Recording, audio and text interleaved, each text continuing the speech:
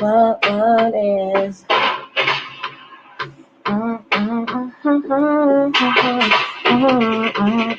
Nice to know. I think I can make you know it.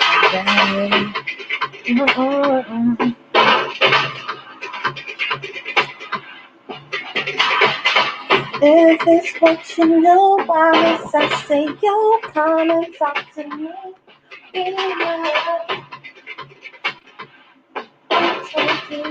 Come and talk to me.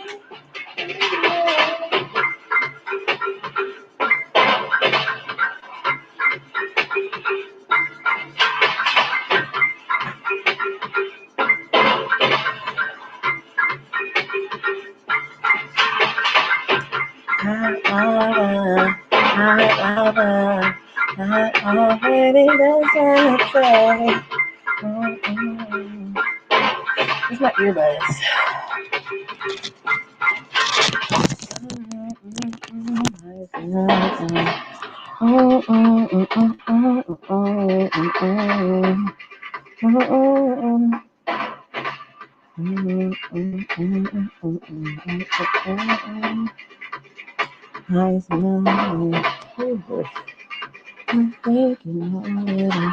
Avery's here. Hey, Avery.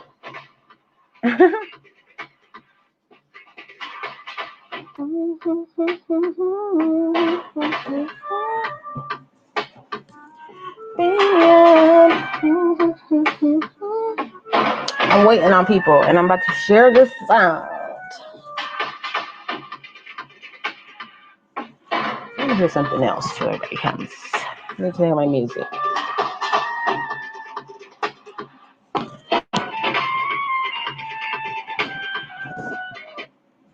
If that's what you know, at least I say yo. Come and talk to me. Beam me up.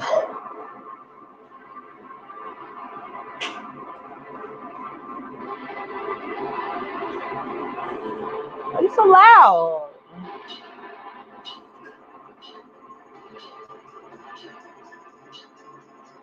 Sounds like confusion. Oh, God.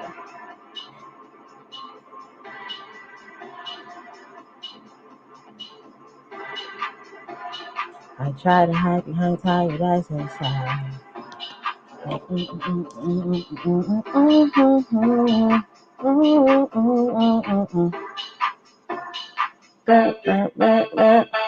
I smile at guys.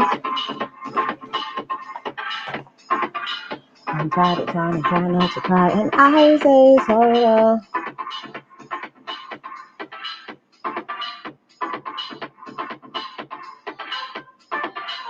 I used to be a girl.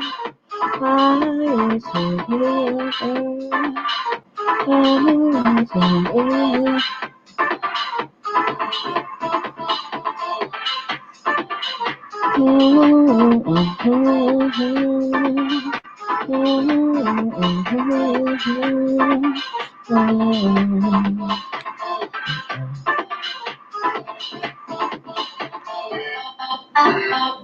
Ooh, sorry. I used to be a girl.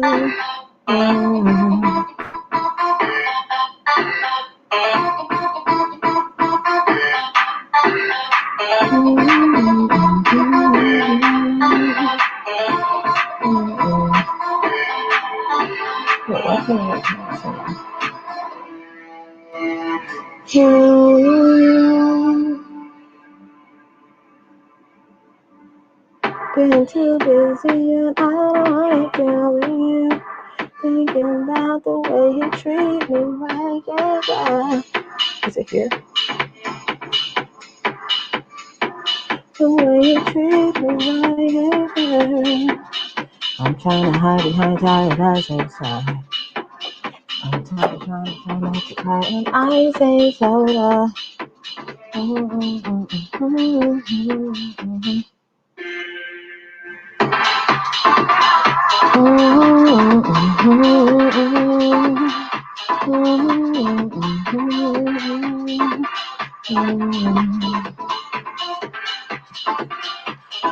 used to be a girl.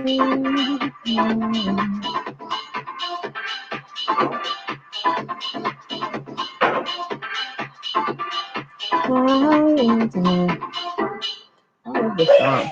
Ooh, bless you.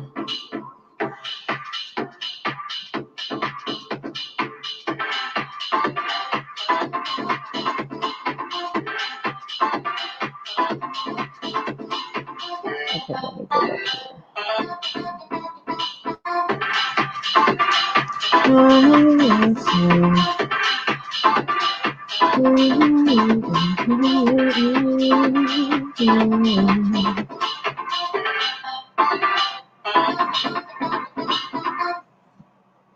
Been too busy, but I don't wanna tell me you've been thinking about the way you treat me right, yeah. Ashley Home Store's Black Friday doorbusters are here. Click the link to get up to 50% off, plus get an additional 10% off. And through Monday, shop Black Friday doorbusters. What are you doing?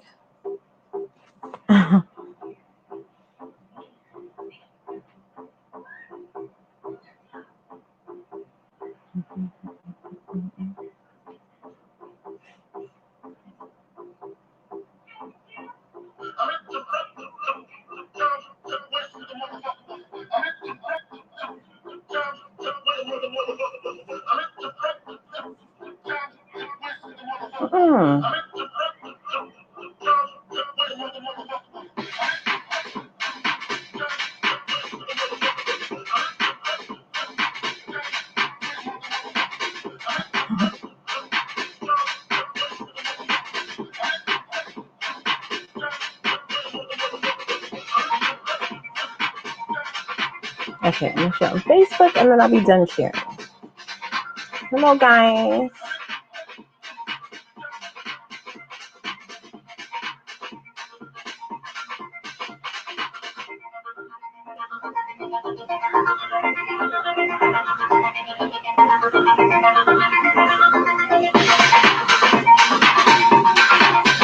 What? Okay. All right. Yes enough. Is anybody here yet? Yay, you guys came back. I love you so much. Yes, big beat. Hey, Micah, are you here right now? Let me look. Let me see. Pat and Micah was here early as heck. Avery was here early. One time. Hey, Jay. Look, I changed the thing. It's so little. I don't like it. I'm putting it back. Stop trying to be different, Kiana. If it ain't broke, don't fix it, right? Period. Okay. She's back. Okay. Mamacita. Hey, Mama. Hey, Jay. Hey, Pat. Hey, Micah. Can you guys hear me good? I got in my earbuds. Azalea Banks, I've been on her again lately. Like she took me through a lot, you know? But yeah, I've been starting to listen to her lately. I love her music.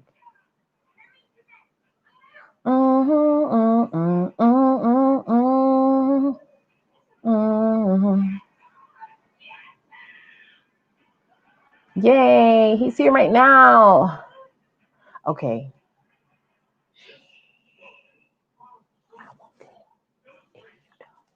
Okay. I just thought of that ASMR. I can't do that again. That was horrible.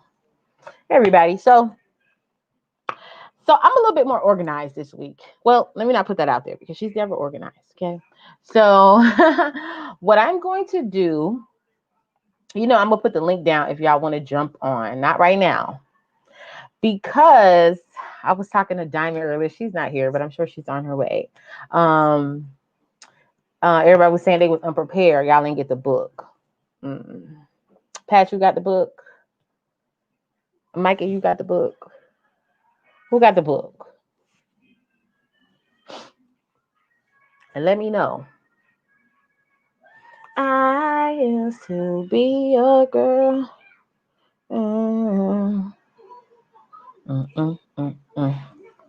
Been too busy. I don't wanna do it. Ooh. Okay.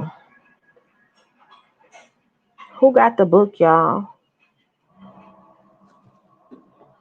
Okay, nobody got the book. Okay, so what I'm going to do is I'm going to go over the book, okay? And I encourage you guys to, well, first, let me start by saying I was vlogging today, okay?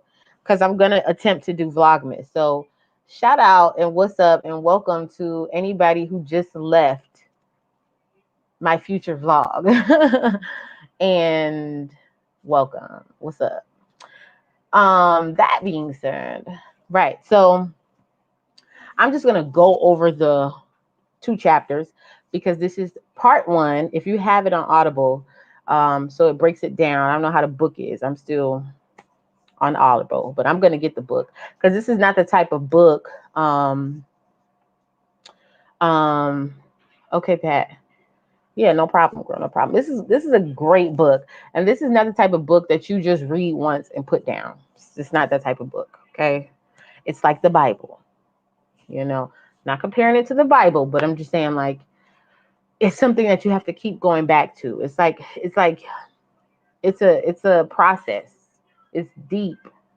Can y'all turn that TV down, please? It's deep, and as you know from the title, it's solved for happy, and happiness is not a surface emotion. You know, it's deep. You know, so I would recap the first video introduction, but if you haven't already, or if after this, of course, go back and watch the introduction so you can kind of get a feel for what the book is. But if you were here, you don't have to do that. So I'm going to go over the book. So this is part 1, chapters 1 and 2. Okay. And it's just a great book, y'all. I'm deep in it. She's deep. And I don't mean like, excuse me, I don't mean like I done went far and I'm just like, I mean, this has been something that I've been in search of for a long time. You know, I was a child who used to ask questions like, why am I here? And people be like, what you mean? Your mama said you got, and I'm like, no, why am I here? You know, why is she here? I'm that type of girl. So I get the concept. I feel like I was raised a little bit like what the book is talking about through my dad. He kind of got the concept. I feel it. I feel that he had that concept. And it looks crazy sometimes. People like, this is stupid. Like, why did you say something about this? Or what are you doing? Or, you know, it looks crazy when you're actually happy, I think. You could look strange because you're not really paying attention to the norm, you know? Okay, so this, I'm going to go over it. It's part 1. If people aren't here yet, they can catch the playback like y'all always do because y'all are just the bomb.com, you know? Oh, so I encourage you. I'm going to put the link down there later if somebody wants to jump on. You can. But I encourage you, if you really care about what's in this book, right? I encourage you to get a journal. And when you come here to the book club, you know what I'm saying? Pull out that journal. You see mine? What it say? Thankful, grateful, and blessed. Yes, she is. Yes, she is. So yeah, I encourage you to get something to write down just in case, because I'm not gonna stop breaking it down. And then at the end, I will read comments. And if you want to jump on, jump on. If you want to share, share. But jot down your points. Okay. All right. And I'll keep looking to see if anybody joins in, and I'll post there. Like when they come in, I'll post it on the screen. Okay. All right. So chapter 1. Hold on. Sorry, y'all. Make sure this is off. Been too busy and I don't want to deal with you. Okay. Sorry. So this is chapter 1. It's called setting up the equation. Okay. Remember in last episode, they were talking about solving for happy. That's the name of the book. And being happy, the key to happiness is the actual equation that the author of this book, who is also a tech guy who works for Microsoft, he actually came up with a formula for happiness. Could you believe that? Like 1 + 1 = 2, and boom, you're happy. I'm sure it's not that, but you know. So the name of the first chapter is Setting Up the Equation, which makes sense because we got to know how you got to the equation, right? Okay, so he starts by saying everyone wants to be happy. Can I get an amen? No? Okay. Everyone wants to be happy. Okay. And he further explains. So when he poses a question in the book, I'm going to pose it to you. So if you want to answer, write it down. Okay. So he says when happiness, um, this is not the definition of happiness, but people um, tend to equate happiness to when everything. Can you turn off that dishwasher? Thank you. Um, Equates it to when everything in your life is agreeable. So does that make sense? If it doesn't make sense, comment. But like when things are going your way, people think that they are happy. So like if I wake up in the morning and I get to eat my favorite breakfast, and then my favorite cousin calls, and I'm just having a good day, I feel happy, right? So he's saying um when everything in your head is agreeable, then that's when you feel happy, right? So that's like satisfaction, contentment, and just like overall peace. You just feel good, right? So he says he compares happiness to a gadget, per se, your phone, right? So when you get a new phone, it's set on default settings, right? Until you go in and you alter things, right? So the default setting he compares to us being born into this world, being coming into I'm gonna sit that up there. Hey Avery. Avery's here. So yes, he compares that to when we're born into this world, right? As a baby, you are happy. You just, nothing has happened to you yet. Nothing has altered you, right? I mean, the second you come, before the doctor slaps you, pap, before that part, you are happy. Okay. So he compares it to that and he says it's the default setting. Remember those words. Okay. So as you know, you get your phone, you start playing with it, you start adding stuff. You're like, oh, it's making my phone so much better, right? These are the things in life. He's comparing it to that. The things that go, that's that hedonic treadmill, right? And then you have things that good things that happen and bad things that happen. If you're talking about a phone, you're adding apps, you're making it better. Sometimes you adding it makes your phone go slower. A lot of things happen, right? So he compares it to that. And back to the introduction. Remember, I was focusing on the fact that he was saying that kids have it figured out. So coming into this earth, you're your happiest, which you're a child, right? He refers to it as like the default setting, right? So I'm just laying it out, okay? So he says, this is a quote: happiness is the absence of unhappiness. That's simple, right? Happiness is the absence of unhappiness. So unhappiness can't exist with happiness, right? So did that comparison to the phone. He said being unhappy in life is like being under a pile of rocks. That's what it feels like. So sometimes when we get depressed and we get sad, he's comparing that to being under a pile of rocks.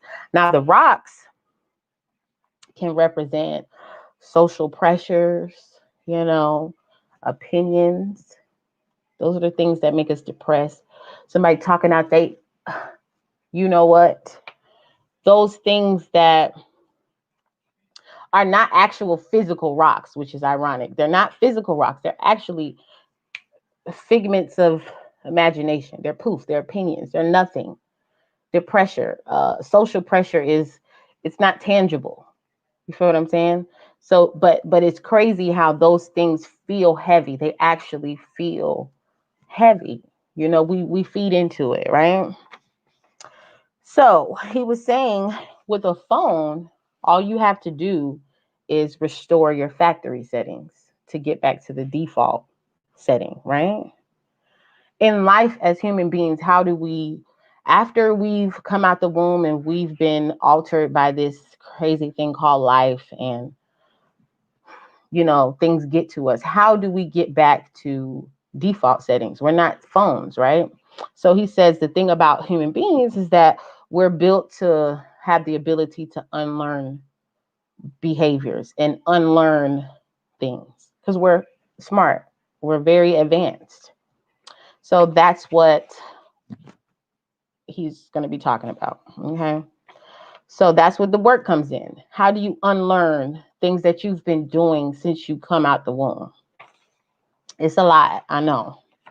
So he poses the question. Remember, if you have a book, I encourage you to get you a book. Write down anything you need to write down, like to that. If you want to answer that question later when I'm done, answer that question, right? So he says, where did human beings get the idea that we have to achieve this or earn this or reach this goal in order to be happy? Who said that that was what creates happiness? If I reach this, then I'll be happy. If I lose weight, then I'll be happy. If I reach 1,000 subscribers, I'll be so freaking happy. Who said that? Who set that precedence? I don't know, but I know that we do that as human beings. I do it. I think, yeah, it's very common. So next question he poses: How do we let go of our own birthright to be happy? Did you hear me? If it's your birthright to come into this world happy, when did you let it go? Who told you that you had to let go of your birthright? You are entitled happiness, is what he's saying, right? It's the first thing we know. So who told you that you couldn't be happy, Think about it. He says we've been trained, and I agree. You know what I'm saying? So we must go back to the basics and solve for happy. So the equation that he says that he started with, because this is what he knew, was to work hard. Working hard equals goals met, which comes out to be, you're going to be happy if you meet your goals, right?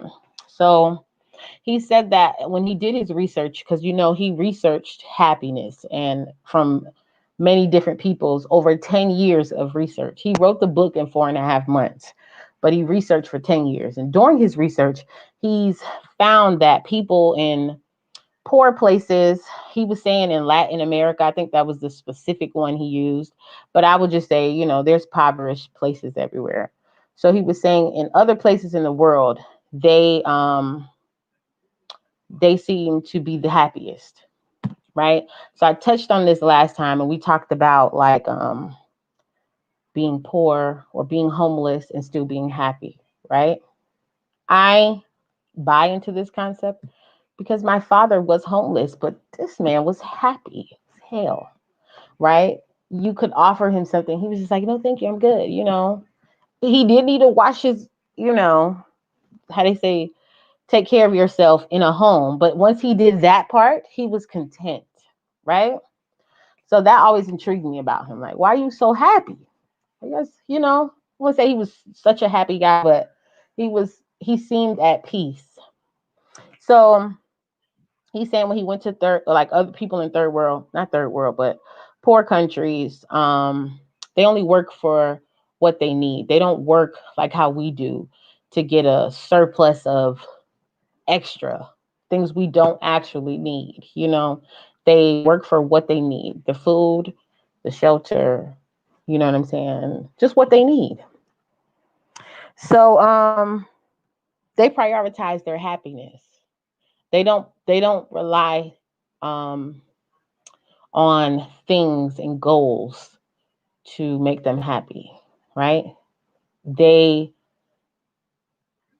I wouldn't say that they prioritize it with friends and family, but they can enjoy friends and family more because they prioritize what happiness is to them. And it doesn't necessarily mean the more you have, the more you will be happy, right? So he was saying that we can learn from them because regardless of our economic conditions, you must be happy. And I underline must because it doesn't matter what wrench somebody throws in there. You have to be able to stay happy. That is happiness. Happiness is not what well, that's my opinion. So we're gonna keep going. Right? So even if I throw a wrench in your, you know, even if, and we was kind of touching on that in the live last night when I was talking about men who bash you and then or turn around and give you compliments for actually being a queen or you ugly. Like either way, whether you compliment me or not, I should be at peace with who I am. You get that? So you call me ugly, but you call me pretty and it won't move me. You know? Either way, I have to be able to stay here, right? So he was saying that people have um, chased success, right? Because just purely out of curiosity initially. But building, I think people chase success initially because when you're lacking, you kind of get this idea from somewhere that you have to have a surplus of it so that you would never fall off, if that makes sense. Like if I'm working hard to get this, I might as well make 5 more of them so I have it just in case. That's the concept he was talking about, right? Just in case. That's the future. So he said and you also work hard to avoid being outpaced because once you start working hard and you start achieving things and you start growing, it becomes kind of, I wouldn't say addictive, but you want to do it more because it has been proven you've done this and you do this and you get this, right? So he says, yeah, you work hard for more territory, more wealth, which means that you're going to live a better life and you're going to live a longer life, right? That's what we know. Like if you have more money, you're happier, um, you're more content, your health is not compromised because you're not stressing, so you live a longer life, right? So he said after people believe that, that's where capitalism came into play. And y'all know what capitalism is, do you? I don't know. I wrote it here. Capitalism is an economic and political system in which countries, trade, and industry are controlled by um, private owners for profit rather than by state, right? So it's individualism. It's working hard for yourself, right? So that's when capitalism came into play. Yep, he called it yeah, I wrote individualized efforts and he said something. I was not familiar with this word. I tried to even Google it, but nothing came up. So I think his accent was just strong. I'm on Audible, so bear with me. But I wrote incommunequality. Incommunequality. I don't know. That's a word. Correct me if I'm wrong. So, right.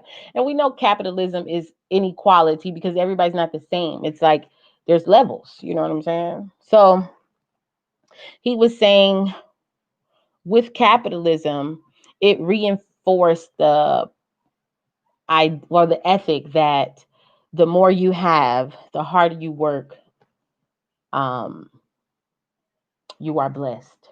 like by God. You know what I mean? But they call it the Protestant ethic.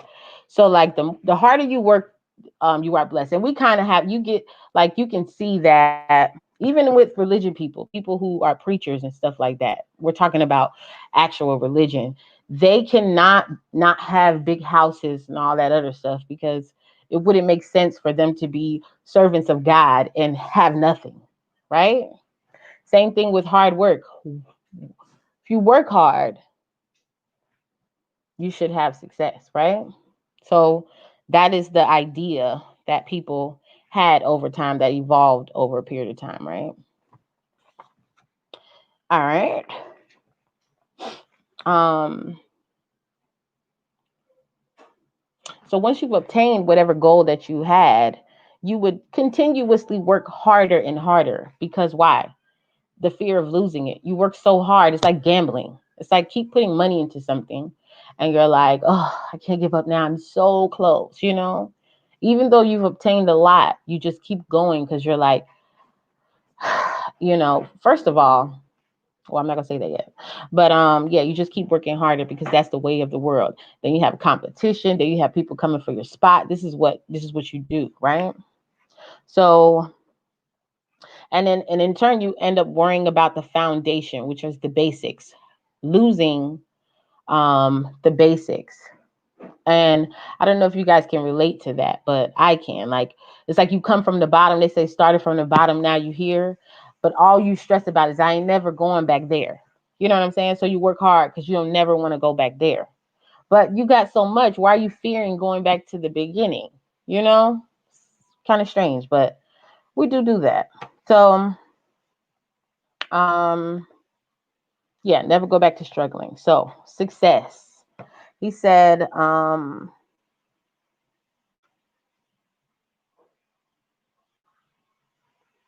okay, success. So the middle class, um, hey Deja, Deja's here, everybody. Middle class people, and he's breaking down like the order of things, right? So he was saying middle class people brought their kids up to understand the concept that if you go to school, right? We all know this. Go to school, get your education, and when you get out, you will have a good job, and therefore you'll be what? Happy. You know what I mean? You can find you this. You're gonna be diamonds here. Yeah. So you do everything you're supposed to do. You go to school. That's the school thing. Middle class told you that. Put your efforts into going into a building, learning, and coming out, getting a degree, getting a good job, and you'll be happy, right? But how often do you see that happen? How many people? I have sisters. I don't have a degree. I have sisters that have a degree that don't even use it. Well, no, I won't say that. They're teachers. They're not fulfilled at all, right? I ain't gonna speak for them, but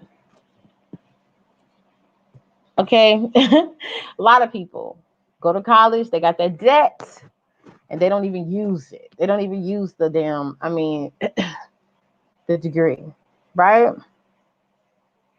And then have you seen people who have it all, right? They have it all, right? And just like I was talking about in my live yesterday, and I mentioned Anthony Bourdain. Y'all know who that is? He travels the world. He's a foodie. Um, he was rest in peace. He committed the S word, so he's no longer here. But I literally said um, yesterday, like he wasn't happy. You know, he wasn't happy. Okay. I never I gotta look up these degrees, like what you do with them, because I've never been privy to it. I don't have one either. But that's what's up. But yeah, like yeah, he wasn't happy, even though he traveled the world and he ate and he sat at people's tables and he lived a great life and he traveled. This is what we try to achieve. And you see it all the time. Celebrities, they overdose, they're drug addicts, they're all of this stuff. So money clearly don't buy happiness. It doesn't, right? We know this. We don't know why, because none of us have have that. Well, I don't know. Somebody watches the future might be a millionaire. I don't know, but they're not happy. So it didn't lead to happiness. He says, and I quote, success is not a prerequisite for happiness. Success is not a prerequisite for happiness. Now, like I said when I started this, I don't take this as the gospel, but I am intrigued.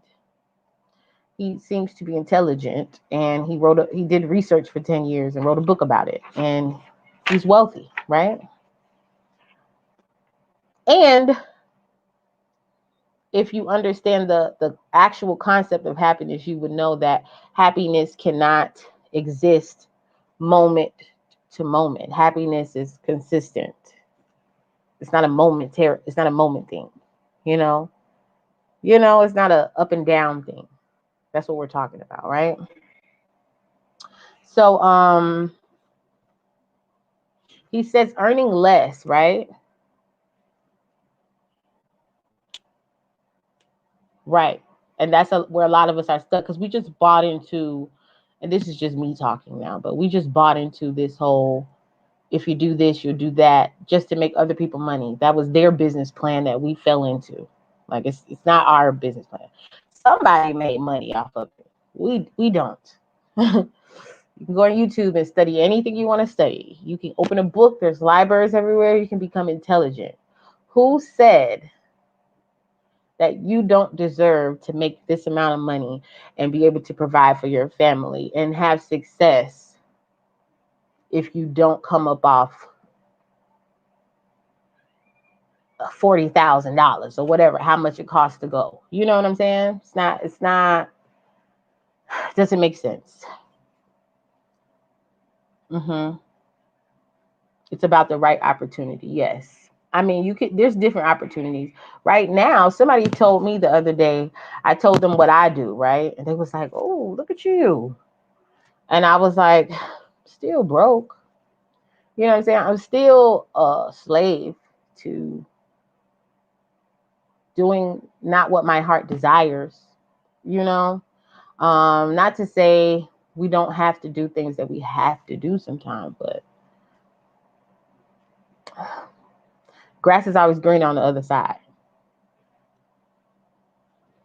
You said money doesn't buy happiness, but I prefer to be sad in a Tesla than broke how I am now. I feel you, Diamond. I completely feel you. But that is not the concept of this book, right? As Black people, I think we have a deeper hole to dig out of. So everything is money, right? Have you ever, what is the concept? So you ever like really wanted a job and you get a job and then you get the job and you're like, bullshit, I don't want to be here. I always see it happen. I'm like, weren't you just crying? Like, sir, I would be here on time every day, lying to your boss. And then you get the job. I don't know why the nigga keep calling me. You're just all tight about it. I think that the happiness that they're talking about is not things. Yes, you are lacking things. That's why he said, yes, earning less can dampen your sense of well-being. Of course. Of course it can dampen it. It's dampening mine. I'm a broke mother. Somebody told me I can't call myself a broke bitch no more, but she's broke. She's on the brink. Every check. I have no extra money. There is no payday for Kiana. So people can look at me and be like, yeah, you're doing okay. But I've learned a long time ago that I just don't, I wouldn't say I don't celebrate things. I just don't dwell on things. It's all here. If I actually acted how my situation is, nobody would like me. So I had to realize that. I'm going to get to that because he got deep, y'all. He got deep. I'm sorry, Diamond. You say you agree with you too, Pat, but getting a degree is an opportunity as well. Getting a degree is an opportunity, but don't buy into it like it's an opportunity to make more money. Money has nothing to do with happiness, right? I'm not downplaying it, but you have to get the opportunity and actually step right into it, right? So yeah, opportunities and money is not the same as happiness. Of course, if you don't have enough, because I just had this conversation yesterday, if you don't have enough, right? I had the most strangest conversation. It was pretty offensive, but that's how I know I'm getting better. I know I'm getting better because I knew at some point we weren't talking about the same thing. So it wasn't a matter of me like trying to drive it to her. I just fell back and was like, I feel you. You know what I mean? And I felt content without having to try to drive my point because hap- for me, happiness is not what everybody else thinks. It's what you think. It's how you feel. Somebody could be like, you just need to do this with your life and you'd be way happier. You don't have to feed into that. Okay? I'm just saying. Um, yes, Pat. True. I believe that one should get a degree. Everybody has their different beliefs. I personally wanted one. I'm still on the fence. Honestly, since I've started YouTube, it's not YouTube that has not made me want a degree anymore. It's my self, my experiences. I'm I know very intelligent people. Um, you know, I know people who they appear, I wouldn't say that they're happy. I don't know what is going on in their head, but I feel like they are okay with who they are and they're not technically goals, but they smile all day. And I don't see them. I mean, I know they stress to a certain extent, but I don't see it. Being around them is the best feeling, because they get it. Um, you know, but that's another story. But you know what I'm saying? I think everybody should do what makes them happy. Right. Yes. Because you're probably good at just taking care of people, right? That's how my mom is. She's very, she's very into being a nurse. She loves it. Um, so then the question is like, how can you? We're gonna keep going in this book. It's a good book, you guys. It's a good book. It's such a good book. Avery, what you said, ocean not need seek water. Yeah, yeah. You know why you feel me? Because you're smart, Diamond. I mean, you teach me, I teach you. We teach each other. It's what we do. Um, yeah, yeah.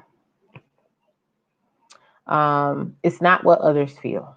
Okay, it's what you feel. You have to live with that. Yes, people remember how you make them feel, but getting in tune with yourself is the best thing you could ever do for yourself because people chip at you. Like I said, I had a conversation yesterday and I was not planning to have this conversation.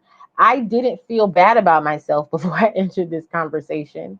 I didn't feel bad about myself after because I had to consciously during the conversation go, this is not real.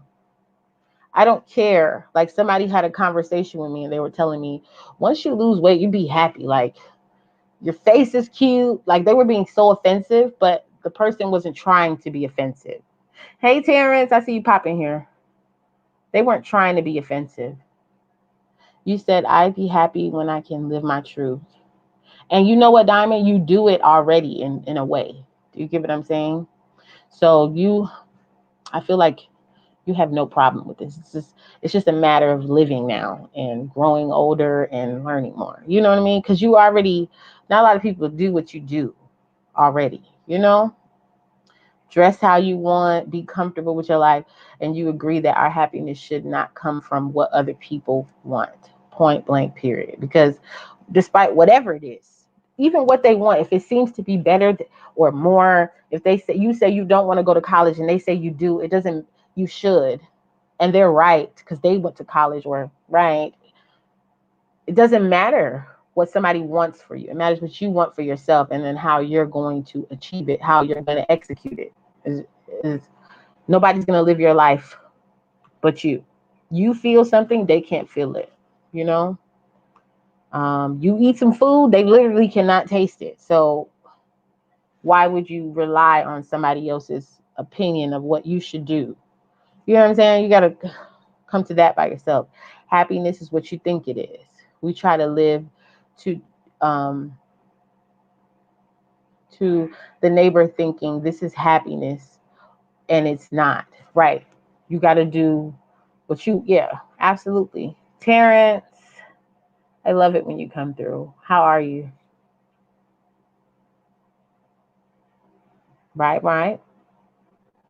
Um, yes, we aren't happy because I see you and I try to, yes, that's not happiness. That's playing, that's that's a headache.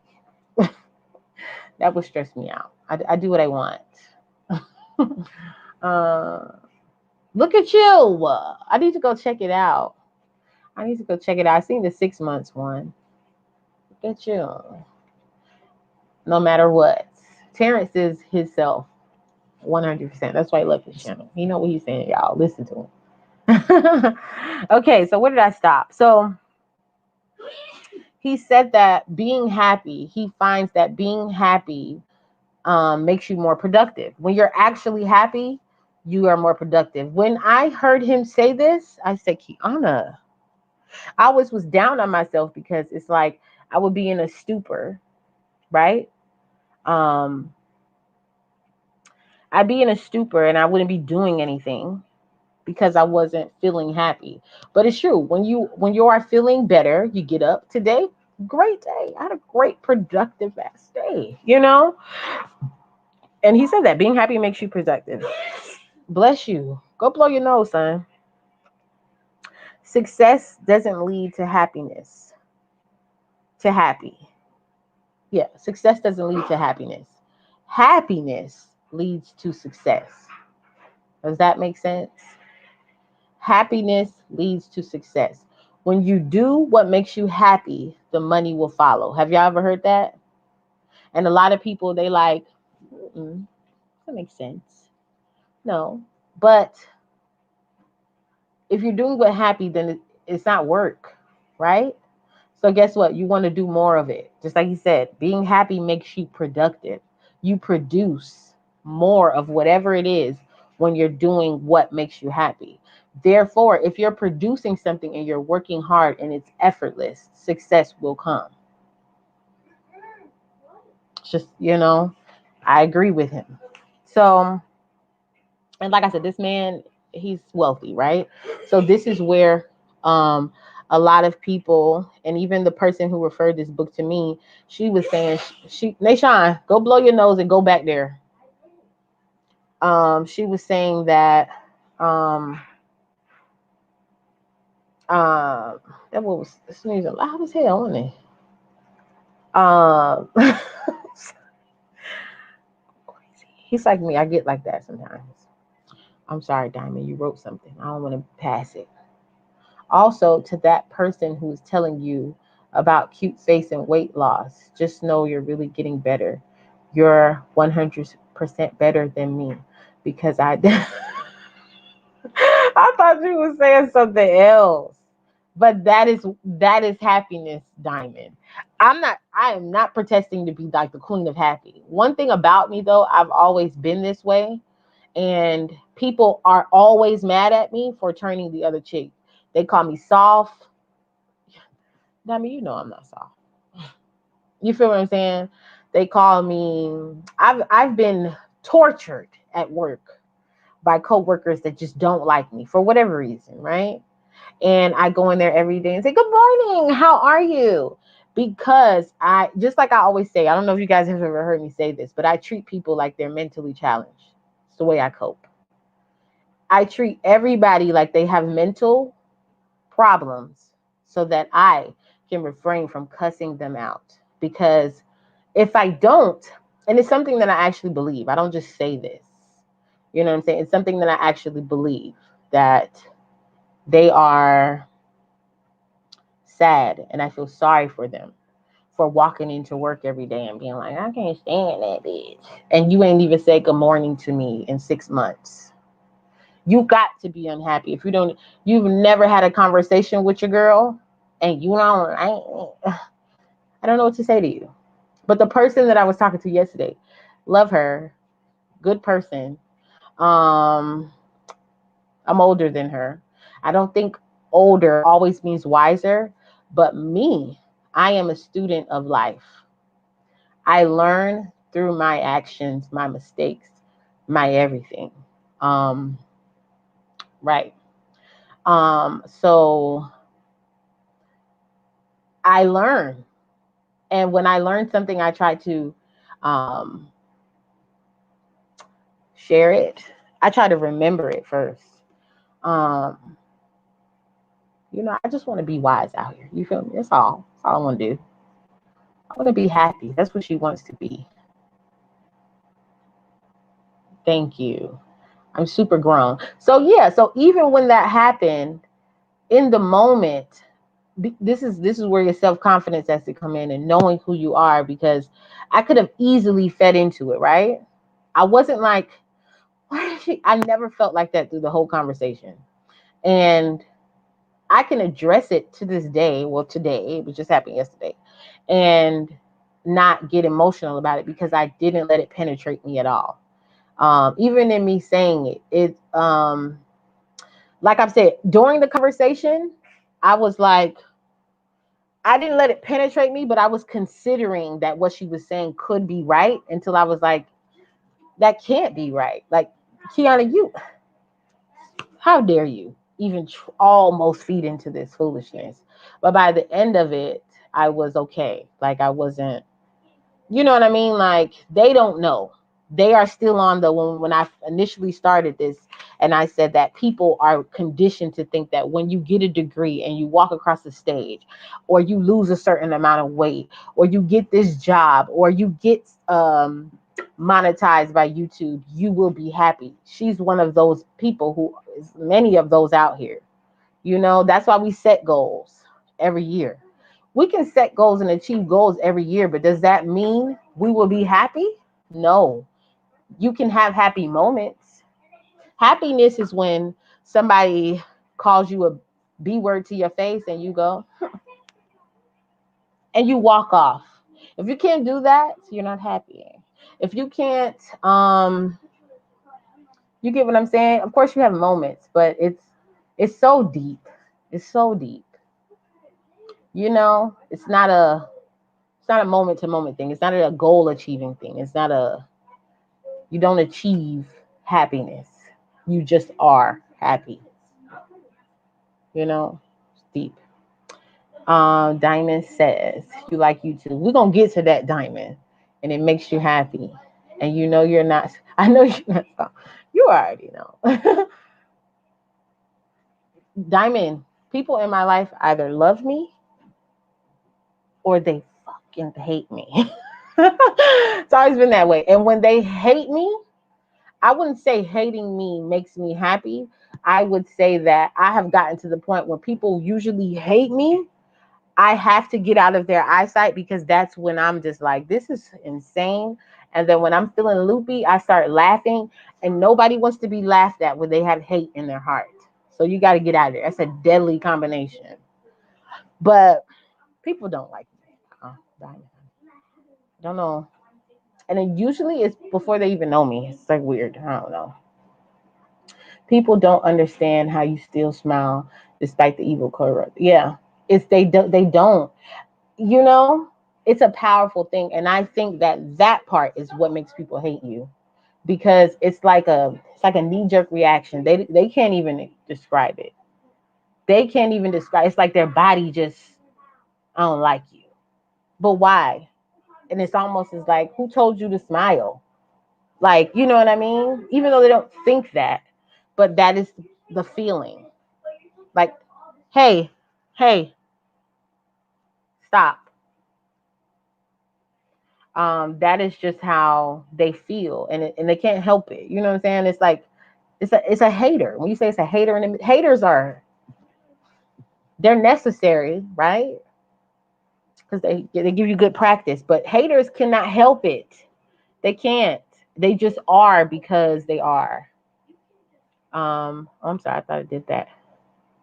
Yeah, I missed it, Pat. I'm sorry. I don't know what you said. No, too sorry. Um, you said, would I consider myself happy by society standards? No. And are you happy by your standards? No, I'm not. Because I know that if somebody sometimes this to be happy, you have to be able to do what I said, like somebody calling you a bitch all the time, no exception. It the foolishness cannot make sense to you ever. You know what I mean? You see how like when I was talking yesterday and we was venting, we got it all out, right? If you really think about it, what did venting do? Did it change the situation? It didn't change it. It just made us get riled up and then we went to sleep. You know? It's gonna get there in the book, so I'm gonna keep going. It's so deep, Diamond. It's so deep. My dad, people treated him badly. And I have a picture of my dad. Maybe I will show you. He was always touching his dreads and he always had a smile. We had the same smile. And people would be like, "Oh," and he was just, he didn't need much. He just didn't need much. I don't know. That's where I get it from. He didn't teach me about money, finances. My dad didn't teach me about none of that. That's why I'm broke. I didn't know about credit. I don't know about none of that stuff. I didn't grow up in a household where I had a successful mother and father who was a doctor and a lawyer. I don't have that. So even in that, in the black community, I hate that um, black people separate themselves. Just like I was saying, so many groups in the black community. There's different groups in our community where there's black people who think that they are better than other black people, and and they ask questions. Like I have family members like this. Like if you're in America and you don't have money in your pocket, you're doing something wrong, right? You have to know what you can do before you do it. If you don't have people around you who are doctors and lawyers, you will not be privy to how to become a doctor and lawyer. And that's just common sense. You are your parents at first, right? You can change it later, but who's to say that you're supposed to change it? Being grown is doesn't come with age, it comes with experience. And if you are dealt cards that have led your life to this weird place, that you're just in this sunken hole and you're repeating what your parents did, you don't have the tools, you don't have the tools, or what's the word I'm trying to think of, you don't know what you don't know. So we don't have the same opportunity just because slavery is over. You ever hear people say that slavery is over? I'm talking about black people. I'm tired of black people complaining about what they don't have. It's yours to get. You go get it. And how they gonna get it if their mama was a crackhead and they don't know no better? I'm just saying somebody has to interject, and we can't interject into somebody's life who doesn't know something if we're segregated within the community, because then we're not sharing ideas. I'm a doctor and I see a homeless person. I'm not saying doctors should just go up to homeless people and be like, this is what you should do with your life. But we're like oil and water in our community. Nobody's sharing. We have generational success and we have generational failures. And it's because we don't mix. You know what I mean? I had a job one time at a warehouse where I was training people. And at this time, I don't know why, but it seemed like everybody was getting laid off. And I was at the job training people because I'm very hands on. So the job that we had to do, I did it well. They said, Kiana, train the people. I said, okay. Everybody who I trained, I got to know. And I wouldn't have got to know them if um, I didn't have to train them, because they wouldn't talk to me otherwise. I'm broke. I don't know what I come off to y'all as, but she's a broke bitch. And I live in the hood. Okay? I know I don't talk like I'm not hood, but ain't nobody coming over to my side of town like, hey, how you doing? They say stay away from them because they're no good. You know? Um, Yes, Avery, absolutely right. I'm sorry, you guys were commenting so fast. They don't like themselves. Period. It's fleeting. It's fleeting. Comes and goes. My children, Diamond. Just stop. Why are you touching me? I don't want to watch them. Like, should I say me talking? I'm sorry. um, just showing them you are comfortable without their love. With yes, Diamond. What was you? Yes,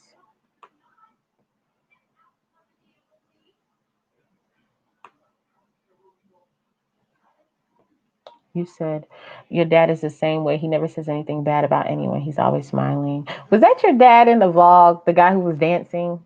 You know, I enjoyed that vlog. It was very nice. Well, your sister's birthday. Uh, they're just mad.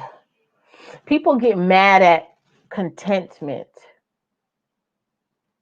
You know, I have a big belly. She's a big girl, right? I'm not huge, but I'm big. I'm not skinny. If I fell into, right, I get that I can be content being fat because, and those are not the cards that um I don't know what to say. Like even the person I was talking to, she loves me. She admires me. I promise. She was being offensive and didn't even know it because she bought into if you lose weight, then you'll be niggas will like you or men will like you and girl, you just look better. I got people jealous of me now, and it's not because of how I look. It's because of the conversation that I have. It's because of the fact that I can go into a room and I don't do this. Like I know my power, but I'm not grimy. You know what I mean? I can go into a room and strike up great conversation with your man.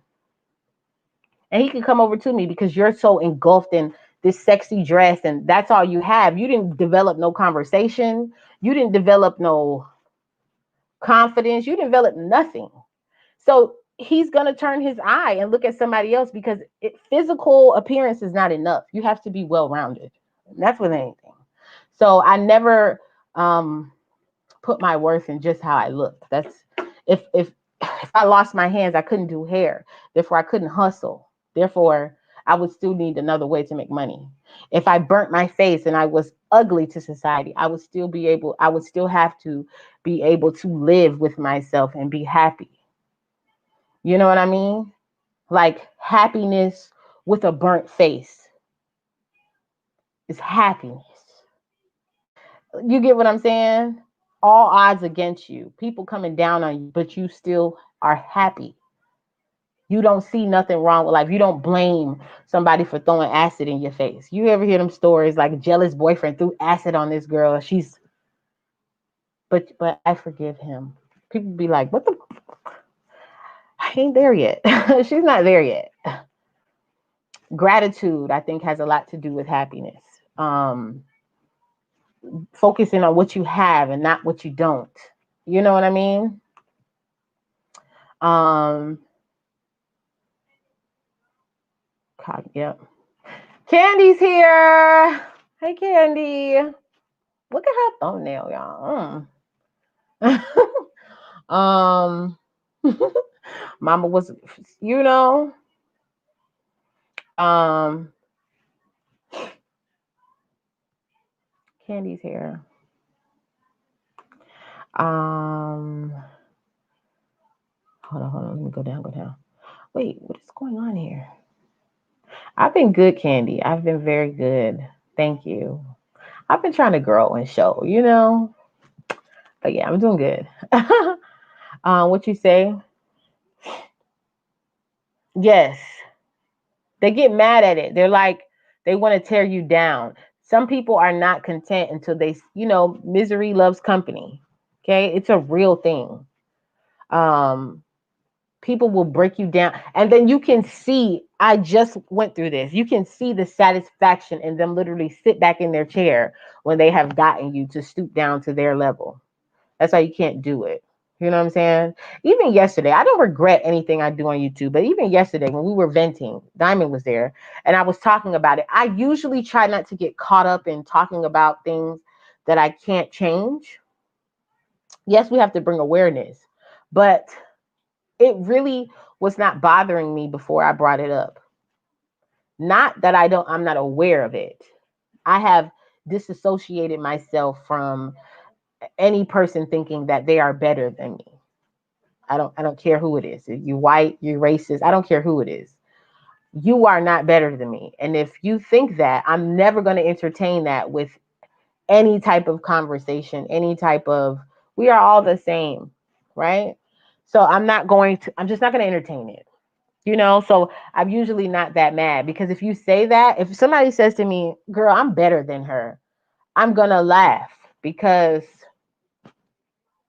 I'm gonna be like, oh, you really think, oh, then I'm gonna think it's a joke. Then I'm just gonna be like, oh, they don't think it's a joke. And I don't have time to be preaching right now. So I'm backing away from that one. You know what I'm saying? Like, you can't engage in things that mess your mind up and take you to places that you wouldn't be unless you were talking to them. So like I said, it wasn't a negative experience, but I remember Gavala, shout out to him. Why is he not here? He was like, so what do we do now? You know what I mean? And that's the question.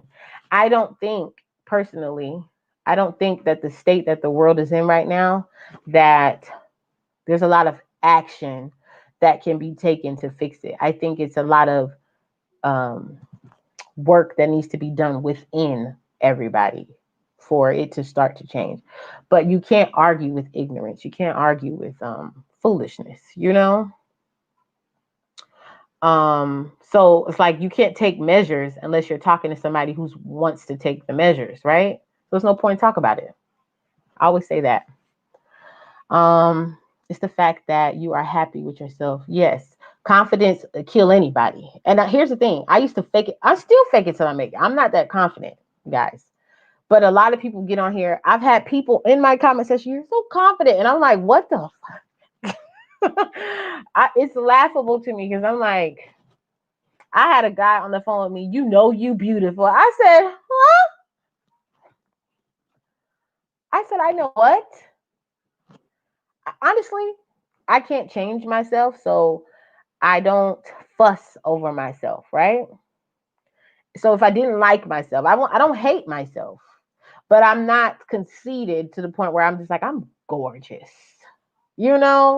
I probably can be. I would love it. I love it if I get compliments, but I don't dwell there. You know what I'm saying? That's probably why I'm not like a jealous person. Like, I could give people their flowers and their props because I'm never comparing myself to anyone. It's like I'm just me. You know what I mean? And you're you. And you'll never be me and I will never be you. You know what I mean? Like, it just it's, to me, it's simple. Um yeah. Yes, she is. Um you said, I feel like a man's gotta love me. Yes. What, you got burnt, really? All over? How you get burnt? Tell me in the DM if you don't want to tell me here. I didn't know that. Yeah, it's like you're not happy with it though. And that the person I was talking to yesterday, I said, this is actually my greatest weapon, my big ass stomach. Because if somebody comes to me and still be like, I know they're not shallow. I don't want to be, it's not that I don't want to be perfect. Whatever life gives me, they're gonna give me. You know what I'm saying? Like, I don't know. But if I'm still loved at what I am now, I don't think I could ever be perfect. So that's what I'm saying. I try to accept myself now. It's a work in progress. I'm not happy with it, but I'm not gonna sit. If you see me on a date, I'm not burping and farting, y'all. But she is herself, okay? I don't need to fake it. For what? That's so uncomfortable. I used to do when I was younger. I don't do that no more. She's too grown. You gonna love me? Or you gonna? That's probably why I'm single. It's a lot of shallow people out here. Okay, I don't know.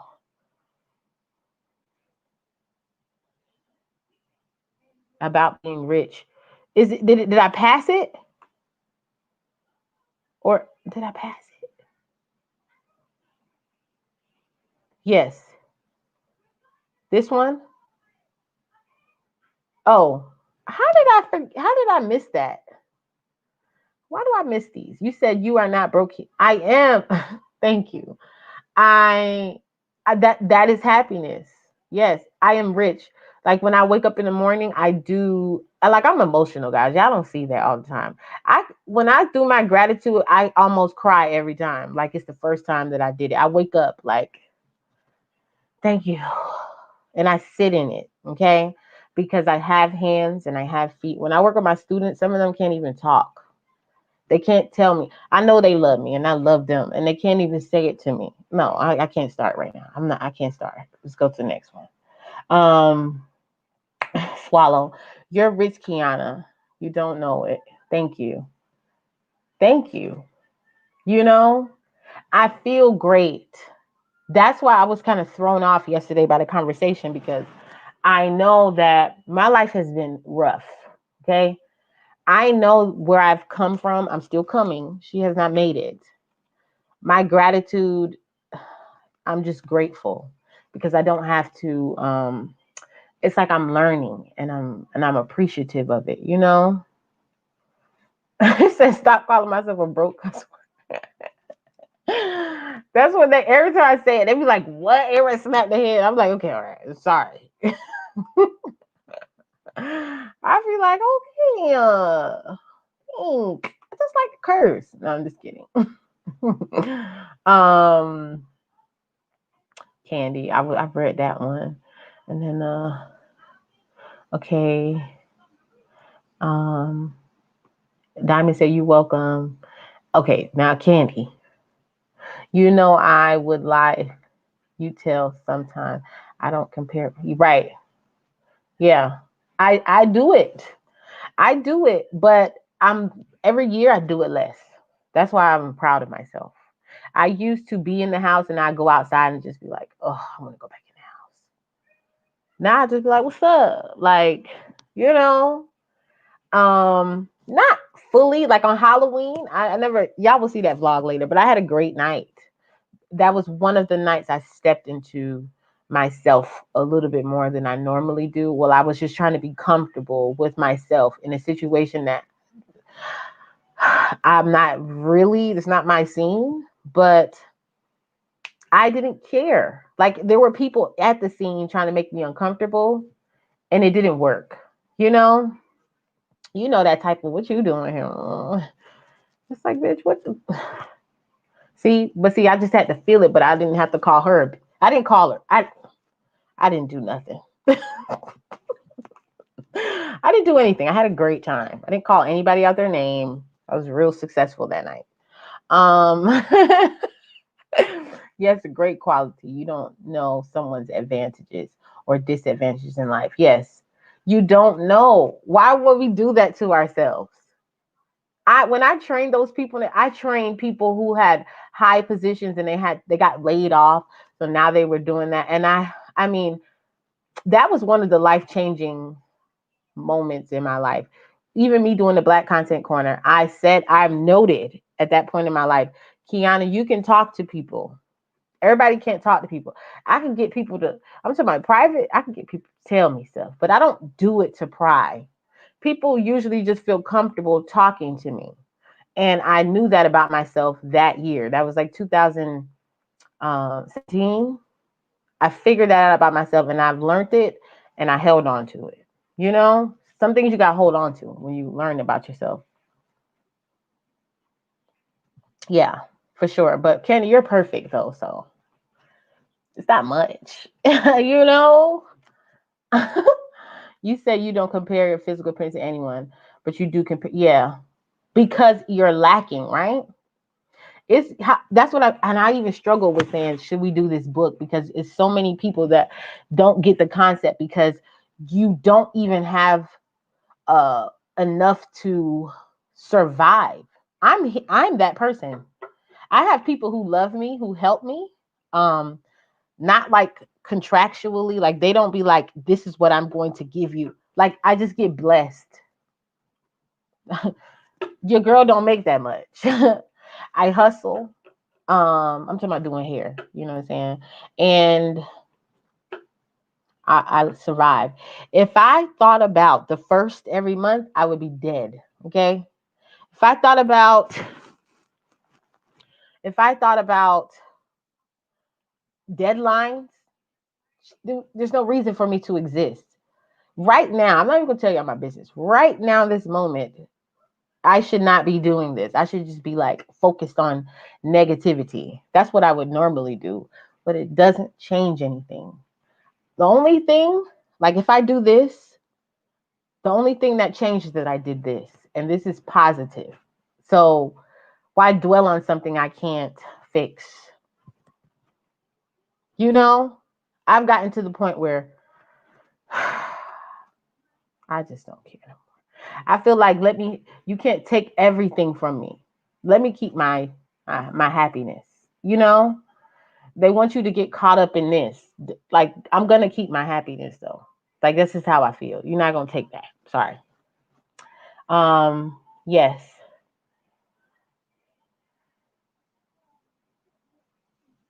Wait. Let me read the end of that, Diamond. I tell myself negatives as well as positive. So if you tell me I'm ugly, right, nothing should be able to alter your understanding of life, right? You're not ugly. Y'all looking at the thumbnail, right? Okay. All right. So I seen ugly. No, I'm just kidding. I don't like to call people ugly. Diamonds are ugly. But what you just said is absolutely correct. Nothing should be able to throw you off your game. That's the goal. That's happiness. The good and bad is the things that are those balls that are trying to throw you off. You can't let them throw you off. I wouldn't say tell yourself you're ugly, because you're not freaking ugly, you weirdo. But you are you're doing right, because can't nobody tell you nothing that's gonna shake you. You know, you don't need to be shook. Diamonds, she can't be shook. What are you saying? Nobody shakes her. Period. Deja's back. Okay. All right. Put Pat, get her. Pat, get period. Did you see that? Diamond? Diamond crazy though. I just chuckle at Diamond.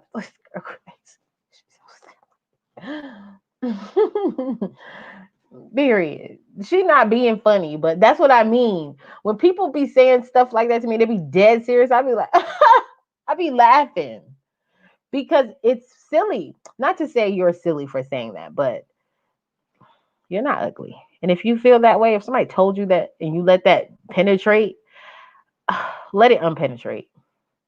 Thank you, Deja. Right.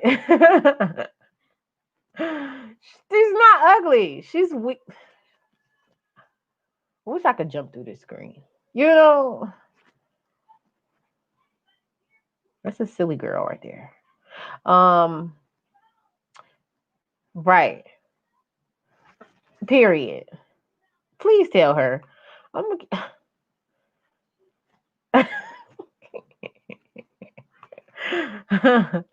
um,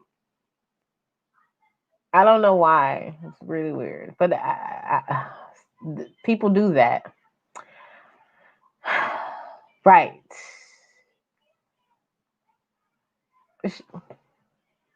Diamond, don't make me, please.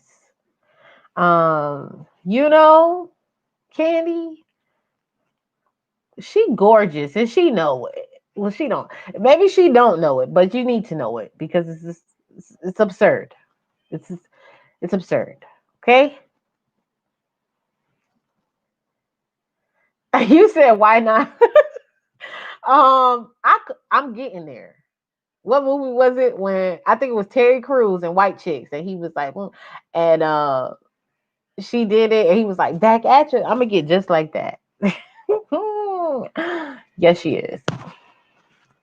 Yes, that's what I'm learning to do, you know? That's why I love Zogi too. Zogi is just like she's like my god right now. Let me not say that because I don't worship people, but I love Zogi. You know? And I do find Zogi beautiful, but I do know that even me, it's like I don't call myself ugly diamond, right? But I do say I know that I'm supposed to be um people would consider me pretty if this because I've lived in this world and I know how people treat you and I know what they say and I'm real with myself, right? But I, they're foolish. All right, so there's a yeah, so I stopped on who was that? Aaron, what Aaron say? Hey Aaron. Okay, I'm gonna go to the next one. Diamond, what you say? It's a mental health tactic. If someone says your stomach's huge, I tell myself your stomach is huge. Then after I tell myself, nah, your stomach is fine. Okay. As long as you do that last part. You know? But I get what you're saying. You know when I'm dating guys, I give them a hard time. It's fun. But I give them a hard time because they be like they might watch TV and say something. Um, they might say something like, girl, you beautiful. You know what you mean? You perfect. Your body look good, right? You just thinking all the right places, right? And then we watch a TV and it's a person who I think looks kind of like me, and they be like, "I'm fat ass," and I'm like, you already know I'm giving them a hard time. And then they go back and forth. No, she's not you, and you're not her. Listen, you will not get to have fun with me as a not a fetish, but you're not gonna have fun with me as an object that you can that you're attracted to for the moment and then walk around and call people fat when I'm fat. Like it's a I go in and they don't like me after it. And I don't like them. I don't like them. Okay. Yes, it's super fun. You know, them exactly. The guys. So anyway, success doesn't lead to happiness. Happiness leads to success, right? There was a American psychologist. Do y'all know him? His name is Abraham Maslow. I mentioned him in the other video. My mother taught me about him. And there's a chart that they call Maslow's hierarchy. So Maslow's hierarchy shows you all the needs that people, the basic needs people need in life, and it covers like love, food, and shelter, like everything, you know. So he was a psychologist who studied humans and human nature and stuff like that, right? So he has a quote. Listen to the quote. The man said this in a book, Mo. Um, the quote says, "The story of the human race is the story of men and women selling themselves short." I'm gonna read it one more time. The story of the human race is the story of men and women selling themselves short. I almost fell out my chair when I read that. I agree.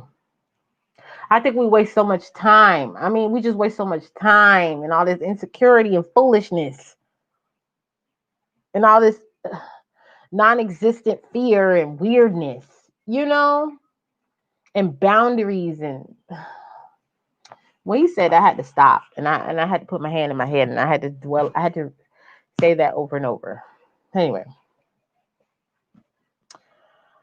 successful people have one thing in common. Okay. You said happiness leads to success. Got to remember that. Yeah, Manslow. Look him up. In his chart, Maslow's hierarchy. You'll see the quote is deep, Diamond. I'm gonna read it one more time for y'all because I fell out my chair. The story of the human race is the story of men and women selling themselves short.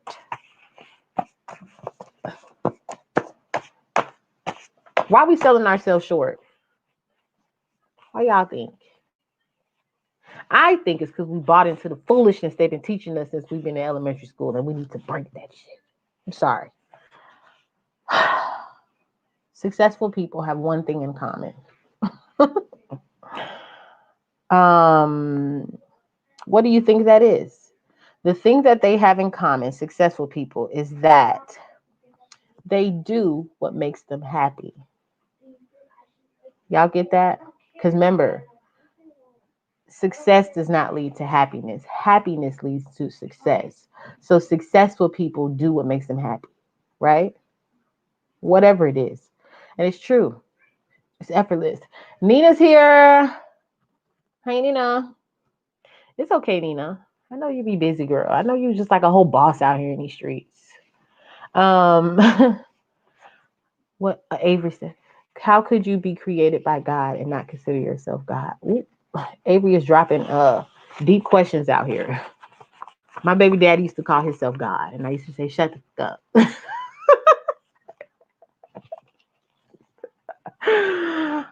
He used to get on my nerves. But how could you be created by God and not consider yourself a God? Well, me, I think God is all. I don't know if I'm a God, but I don't pray outward. Let's just say that. Pray here. You know, I pray here and I listen here. I don't listen. No, I listen right here. You know, let me sit there. Um, if you want to talk specifically about Black people, we say like, yeah, short and out. Point. Period. Um, Nina, hey, girl. Yes, ma'am. Yeah, selling yourself short, right? So he said, successful people do what makes them happy. That's what they all have in common. So there was a guy named Malcolm Caldwell. He's also an author, right? This is all in the book, guys. I'm not that smart. I'm just reading stuff I wrote down. So he said, to be successful in anything, you have to spend 10,000 hours doing something you, and then you become the best in the world at it, right? And wait, wait, wait. I be missing comments. You got a video called "I'm God." I don't think I seen. What did I? No, I don't think I seen that. Right. She said I'm not though. Diamond. Diamond. So silly. Anyway, yeah. So he said 10,000 hours doing something and you become the best in the world at it, right? So I'm just laying out with the book, like the highlights that, stand out to me. And guys, I'm really good at highlights. Like, how did I say? That's one thing. That's another thing I realized I'm good at. When I did the first season of the Black Content Corner, I wasn't interviewing people, right? So I would watch their page and I'd be like, you know what their strengths are, is this and that and that. And then I would say what I saw. And what I saw, they always been like, you hit the nail on the head. Like you got what I was giving, So I hope that I got the main points in the first two chapters so y'all can get it, Because when I feel it and I'm like, that's it. I feel it, I shake, I shiver. I'm like, deep, So the easiest okay, no. Whatever you do in life, you should solve for happy. Whether it's work, relationships, your home life, your hobby, YouTube, whatever you do should make you happy. You should solve for happy. You can't do anything. And people people um they don't get this concept. I get it. I do what I want. Okay? I'm getting that now. Um, can't just do anything, even if it's just got money behind. Every job is not good for you. It's not good for your spirit. If I just did anything, I'd be old Kiana, and I'd be walking around with my head down, and y'all be like, "Who is that?" And she can't do that anymore. You know, Diamond said, "I heard about that Malcolm guy before." Probably not, because I just heard about him Sajagra. Um, Thank you, Diamond. Sometimes I do that. You know what I'm saying? I'm always open to compliments and stuff because sometimes I need to be uplifted. Thank you, though. Thank you so much. Gavala's here. Gavala says 10,000 hours to master your craft, not necessarily to be the best at it. Right. So, what did he say? He said 10,000 hours doing something, you become the best at it. He said, yeah, you become the best in the world at it. That was the quote. So I guess he just meant like you just become really good. I don't know, but that was the actual quote. So I don't know. Um, Thank you, Diamond. You know, right? How many days? Get back to he did the math. 400. My God, that's over a year. Okay. So basically, solving for happy is experiencing different stuff to see if it might make you happy. Now, Diamond, we in chapter 2. Girl, this is I'm doing the audiobook. It's 10 hours of audio. Okay, so I got to keep going because it's just chapter 1 and 2. So yeah, let me keep going and finish the points. So, right. You always got to solve for happy, whatever you do. What is happiness, right? That's what I was like. What is happiness? How does he define happiness? And he said in doing his research, he felt that what he was researching happiness to be about seemed childish, right? Right. Right. I don't think he did. But he said, what is happiness? Um, During his research, he found that it was childlike what he was researching. He was like, he felt like, yeah, it was childish. But remember, let's revert back to the introduction when he said that children basically have it figured out. That, and then coming into this world, you were happy. It's your birthright. Happiness is your birthright. Do you understand what I'm saying? So anything outside of happiness, um, like you're supposed to be happy. So then he said, well, it makes sense because yeah, the default, remember I did that whole comparison, the default in your phone and all that. You get it. Right. Childlike. It made sense. So he made a list. That was his next step. And I want you to do this homework. He says it in a book. You don't have to share it because it's personal, right? So he made a list and it's just short declarative sentences that start with I feel happy when, right? So I made my list. Here you go right here, but y'all ain't gonna see that. A swallow. Right. It's no wrong answers. So make your list. There's no wrong answers. You can put anything, and you can be very detailed, like what you eat in the morning, or you could just whatever makes you happy. He updates it weekly. I put that. And he said after he made his list, he felt energetic and refreshed after he made his list. Why do you think he felt that way? Stop running around this house. Um, Why did he feel this way? Refreshed and um, you know, hey Jay, um,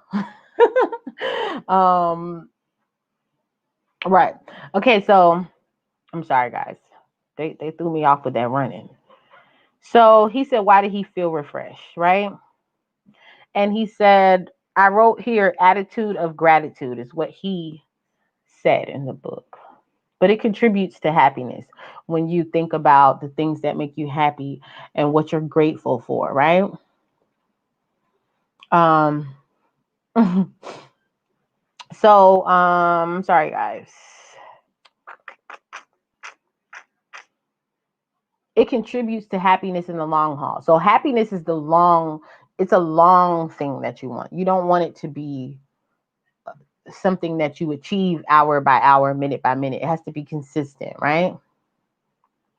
So the happy equation, that's what we're waiting to hear what it is, because the book is called Solve for Happy. How do you solve for happy? So the happy equation, assuming everything, um, this is why you shouldn't write cursive real fast. My God.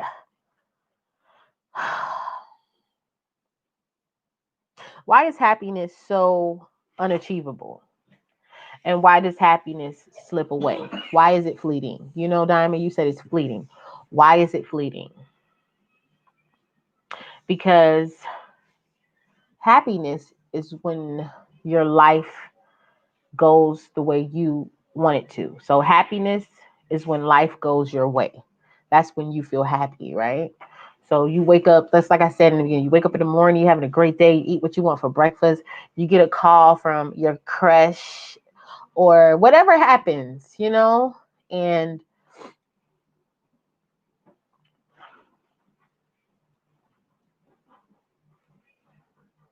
thank you, Terrence. Speaking into existence. I love when Terrence comes here. When Terrence comes here, I feel like my heart shudder, you know? Terrence, and I can't lie about that, I promise. Okay, so yeah, so happiness is when your life goes the way you want it to.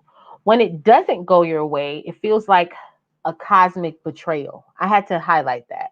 When life doesn't go your way, it feels like betrayal. And that's when we start to cussing under in our teeth, right?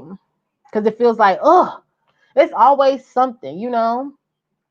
The world infects us by looking for the difference, being different. Yeah, we're really the same. Gavala, was you here? Um, Born happy. Come on, Gavala. The opposite is our reality now. Everything we do today is geared towards separation. I completely agree, Gavala. I completely agree. We are brainwashed.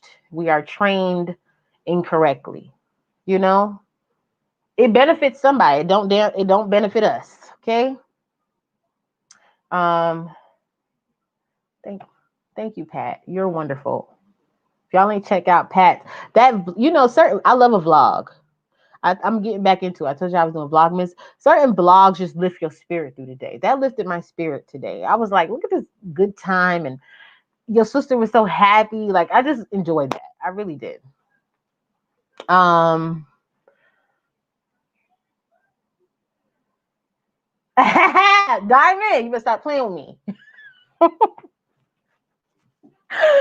Love Diamond. Okay, so Diamond.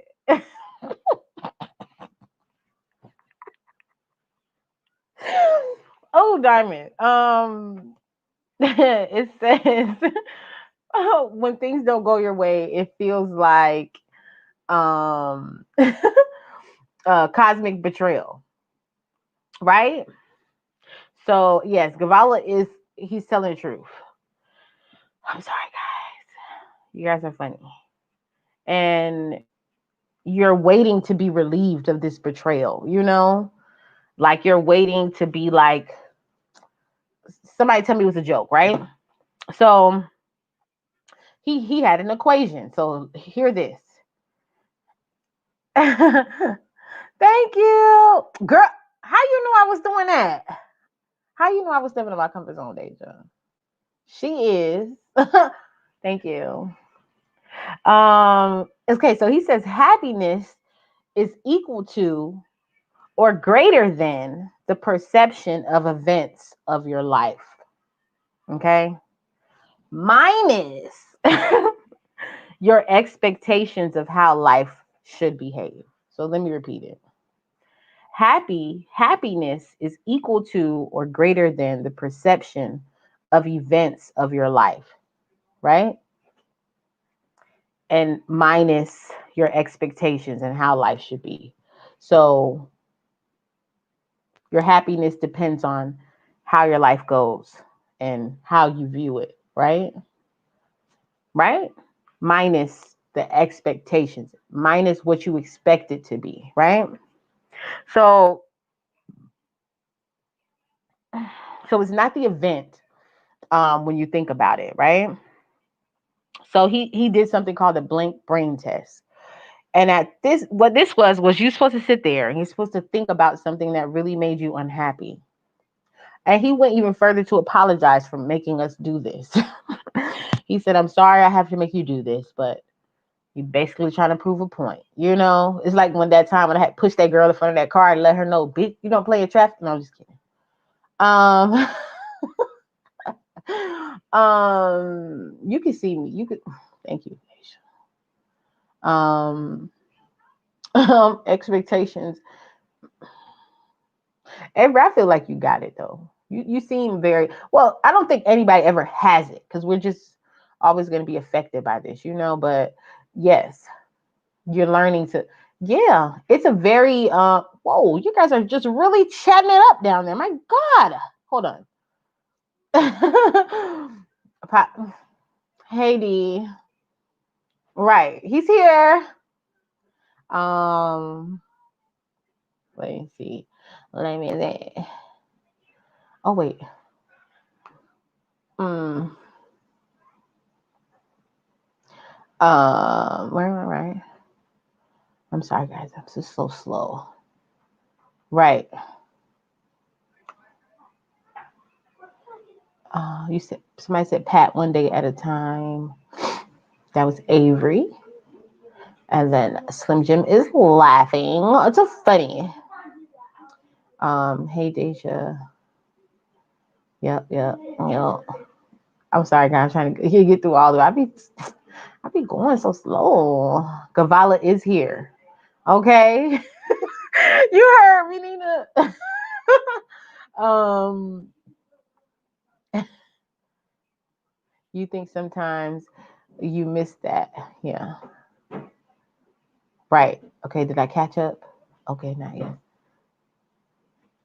I ain't get there yet, Gavala. Anyway, he says every loss is still a victory because you learned. Gavala done read this book before, huh? Or you just got it. Shout out to the 10 people in the chat. Thank you guys. But he said, it is.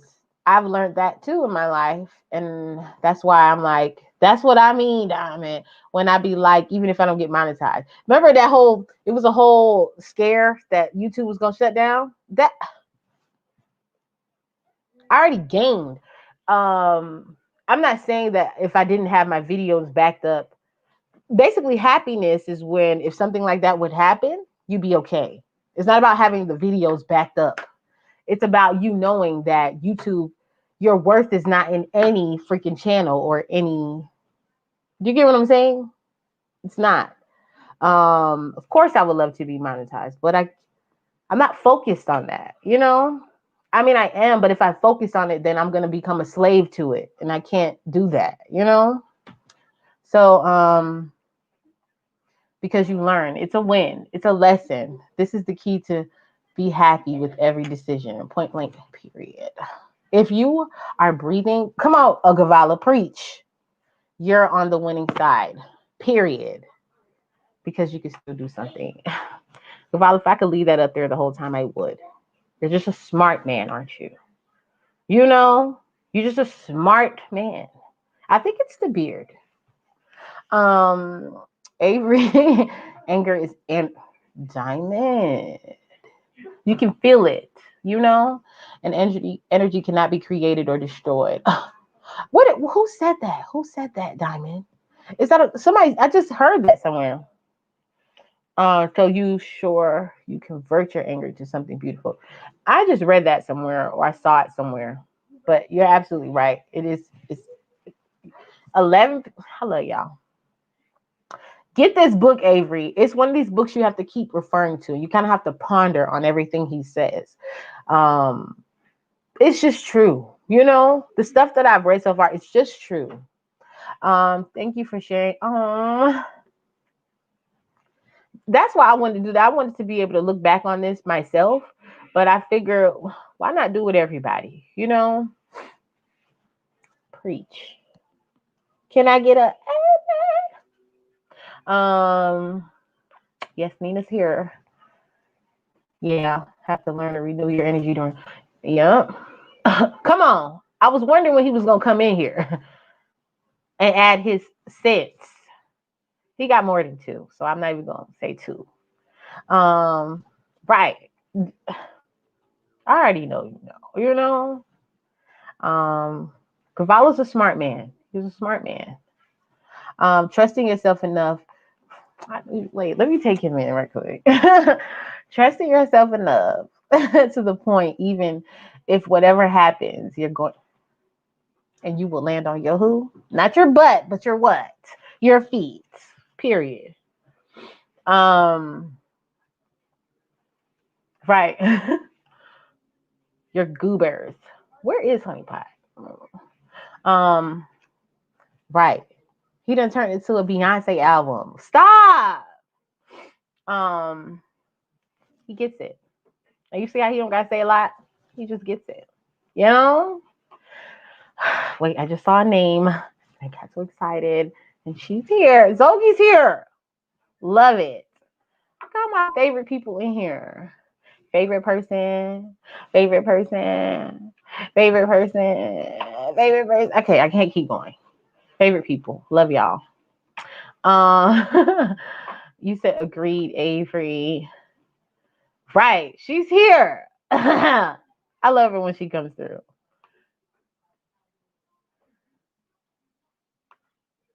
Terrence is still here. Love it. Wait. Oh, Yogi said, "Hey, Diamond. Hey, Slim Jim. I feel like I'm home again. Right. Come on, Jay. Oh, it's a lot.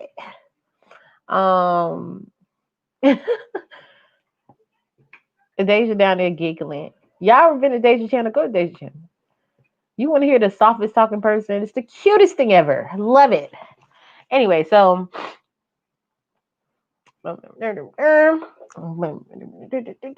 he says, think about something sad and you let it linger.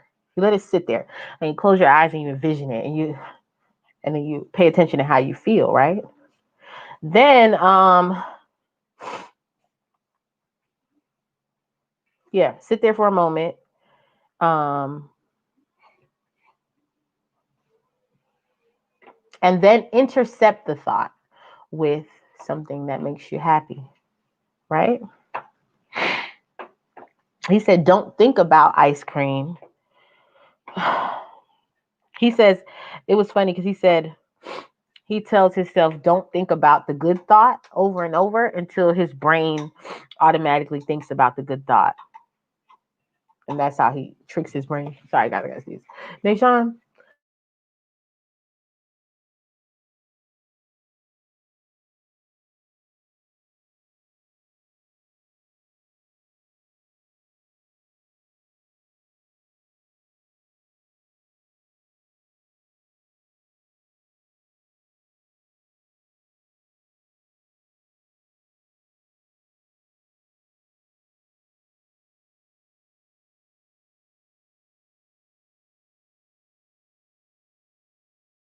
Okay, y'all, sorry.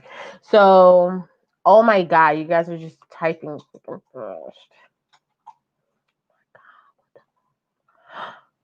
all this. What the fudge?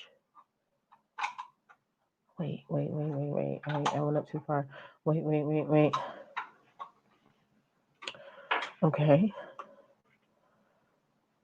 I got all that. Gemini in the building. Saw that. Deja said, hey, Zoki. Same here, coming. Okay. You said, you guess you can say we are Kiana's. You really are.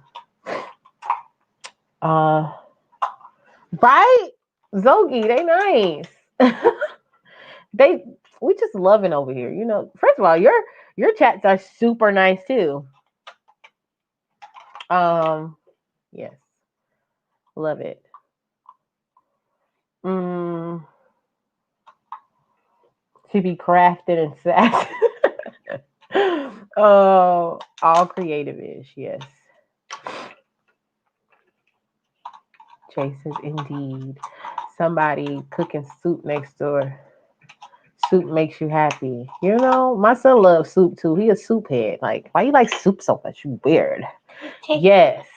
You really are. You guys, I will delve into that later, but you really are. I could have never imagined. So I'm not even prepared for the future. You already know. You've already surpassed my expectations. Um, the incarnate minute.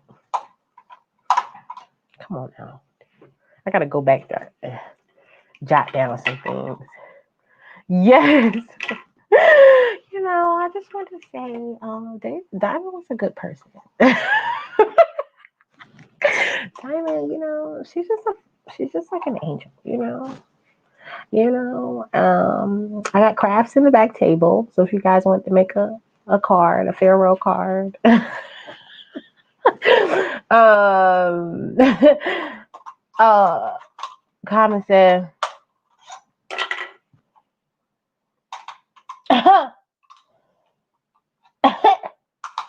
okay. Okay. All right, Jay. Uh it's cards in the back, pins. Would it be like damn, I don't know why my brain just okay, back to the book. So um yeah, he said let it linger. And right. So because I'm about to get to another point that he made. So what he said was the bad feeling goes away after you think about something happy, right? Right. Create. D in his spellings. I can't. Yeah. Everybody from the back, maybe like they're crafting, lifting their spirits, you know, making decorations. And I just want you guys to know to have a good day. Start your week off right. Even though Diamond's not here anymore, you can still be happy. I'm just kidding. Okay, I took it too far. All right, so so once the bad feeling goes away, once the bad feeling goes away, after you intercept it with a good one, okay? Once you change your thoughts, the suffering goes away. So don't let bad thoughts linger, okay? Bye, Pat. Catch the playback, girl. Thank you, Pat. See you next time. Oh, he said see you, Pat, in these YouTubes. Right, we gonna see her. She's everywhere. Okay, so yeah, thoughts make us unhappy. So don't let your thoughts linger. Okay, it's all here. That's why I said when a person was talking to me yesterday, she didn't mean it. But even if she did mean it or she didn't mean it, that doesn't matter. Her perception of whatever and saying things I could have let it intercept my brain and dwelled on it. And I don't have time for that. I literally don't have time for that. Because then I don't have nobody to pick me up. Really, even if I was married or something, it's not their responsibility to pick me up. I have to be able to control what I let in, what I believe, what I dwell on, right?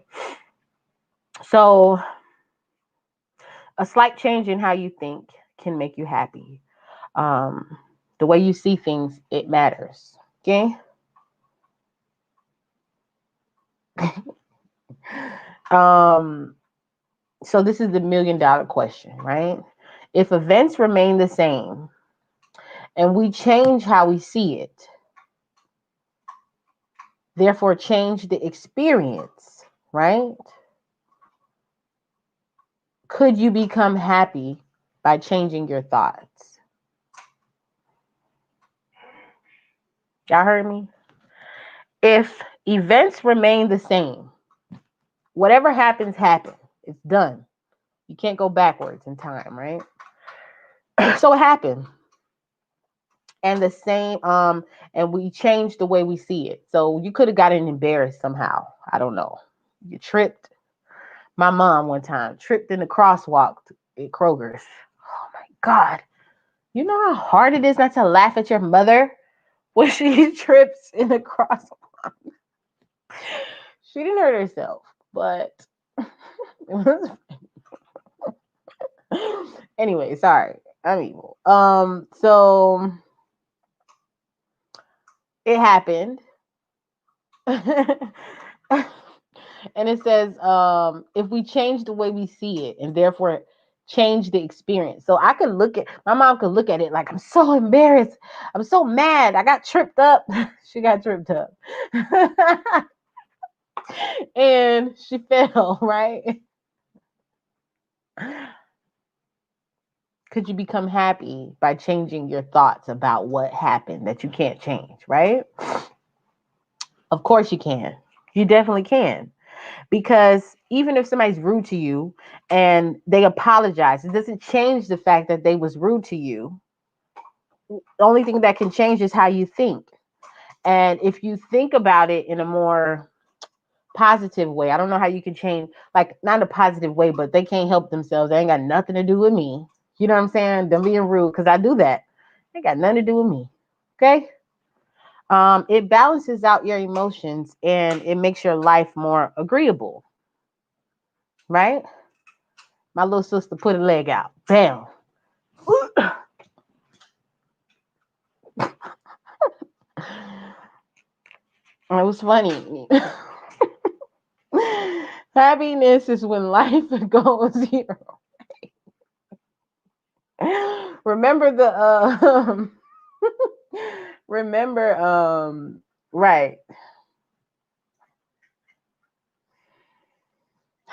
She was so funny. So funny. Yes, change your mindset and things won't take you out of your calm space as easy. You hear me? Little things like a little trip up. Because if you think about it, it's so embarrassing. Everybody's sitting there waiting for you to cross. It's embarrassing. Then you have to slowly get up and pick your face off the pavement while everybody's looking. Then you might not have the strongest legs, so you try to get up and you fall again. I'm sorry. I'm just picturing this. You fall again. God damn it. I was trying to get up. And you do it again. And, a squirrel comes and you go, and you lay back down.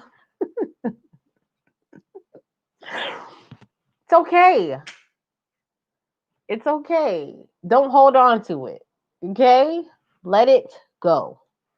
Even though everybody saw you, let it go. Okay?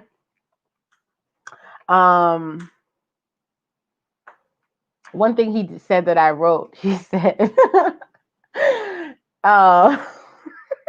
he said that your brain complies fully to what you want it to do. You got to know that.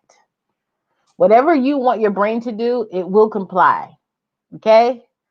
Just got to do it. I'm practicing that right now. Like, so if I'm in a situation, I literally go, nope, not today, and I change it up.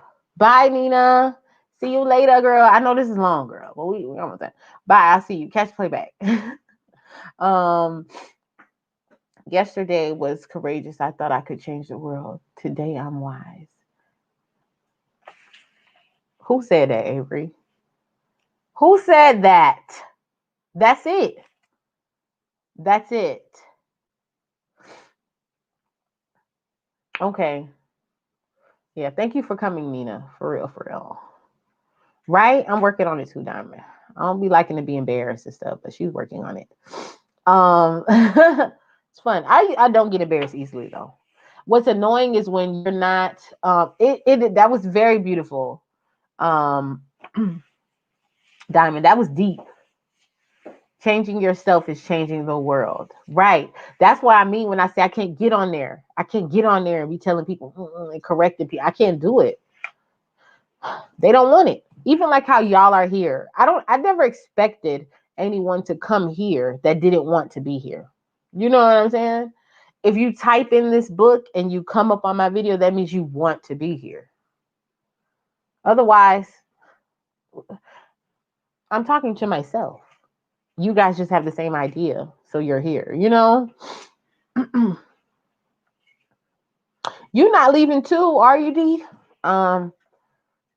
Yeah, that's deep. That's a good one to hold on to. I love that one. Worry about yourself. I tell my kids that all the time. You can't change him. She won't respond to me. She's having fun with you. Why are you letting her get you like this? Yeah, I'm talking about you. You why she's ignoring me? Why you go? What you about to do? Bust a blood vessel? What you about to do? Relax. You know? Right. So then he goes on to talk about pain and suffering and the difference, right? So pain is what he's talking about. He says, as much as we hate it, pain and the discomforts of life are useful because it helps us navigate what we need. Gavala was saying something like that earlier. Okay. Sometimes in life you go through things and maybe it'll be a great experience, but you lose it, or it was painful, but you did take from it. You learned from it. So it's not always bad. Okay. When you hurt, guess what happens next? You heal. Okay. You hurt, you heal. Cuts don't stay open, right? They don't. They close up and they get a scab on it. And then you pick it off prematurely. And then it grows another scab. You pick it off again because you have a fetish. No, I'm just kidding. But yes, it doesn't last. So then he was talking about pain. Now we go to suffering. Suffering lingers. That's what suffering is. It lingers. Pain doesn't linger, but suffering is different, right? Um, you relive things. That's suffering. You got to learn how to let it go. You can't keep reliving, rehashing something. You got to let it go. You're making yourself suffer, and you're making everybody in that situation suffer. And don't nobody want to do that. Okay. What contributes to suffering? Brutal dialogue, your imagination getting the best of you, just thinking of some random negative stuff that you just know. That's how I feel like religious people are. I always say religious people are very theatrical. You know, God told me in a dream. They just so imaginative, and I just be like, "What? You doing a lot? God didn't." Anyway, what could Vala say? Avery, yeah. But eventually, we will have to change the world because once you change yourself, okay, the world is still pretty messed up. It is. But if the world focused on changing themselves, then like minds meet like minds, like how we're doing right here, right? You can plant the bug, but it's almost impossible to get. Have you done that lately? Try to change somebody's mind? My God, it's hard. I always have faith that people can do it because, like I said, my baby daddy, I worked on his ass. I did. He got it. He got it before he died. He understood. Um, and I just know he understood because nothing. I could say anything to this man, and he just smile at me, kiss me on my forehead, and I'd be like, I wanted to be so mad at him, but I couldn't. I was like, he's giving you what you've been stressing about, you know? Crazy. Deja said, so true. Yes, ma'am. You said people forget that let go step of healing. You gotta let it go. Okay. Look how y'all just talking. I love it. Good point, Kavala. With hopes to inspire people to follow suit and also change them. Yeah, you do have to try to plant the bug, right? But that's why we got to find people who are open. Not to say some people ain't never going to be open. That's some sad shit, ain't it? They going to die closed-minded and tight and ridiculous. But we can't stress about that. We just got to rejoice in the positives that we've had, you know, and keep trying to find more open-minded people. Period. Thank you, Avery. I need a black arm like that. I know how to do it though. Um okay, so yeah, because I want to get through this. I'm gonna go. Suffering. Okay, it's self-punishment. We don't need to do that no more. We need to stop punishing ourselves. We don't need to suffer anymore. Okay? Stop it. All right. That's how I talk to my kids. Suffering offers no benefit at all. Not even a little bit. It happened. You cannot change it. That's kind of like what Drina was talking about on her episode with that tragedy that happened, right? I'm sure when she tells people her story, they be like, you evil bitch, right? Drina, you know, I admire her because she like, but I can't keep beating myself up for it. And the crazy thing is I know Drina beats up herself for it, but she's smart enough to know that she has to work herself out of that. A good person would beat themselves up over that, right? But we can't. We're human. It could easily happen to you. Do you deserve to be beat up on forever? No, you don't. Okay? Nobody deserves that. Not one person. What you was saying every day, Gavala. I be reading too slow. Sorry. Um some people are gonna die closed-minded, tight and ridiculous. Screenshot that. Period. That's all I'm saying. Um yeah, self-punishment has no actual impact. Not at all. And it's self-punishment is just not productive. It's no benefit at all. Okay. You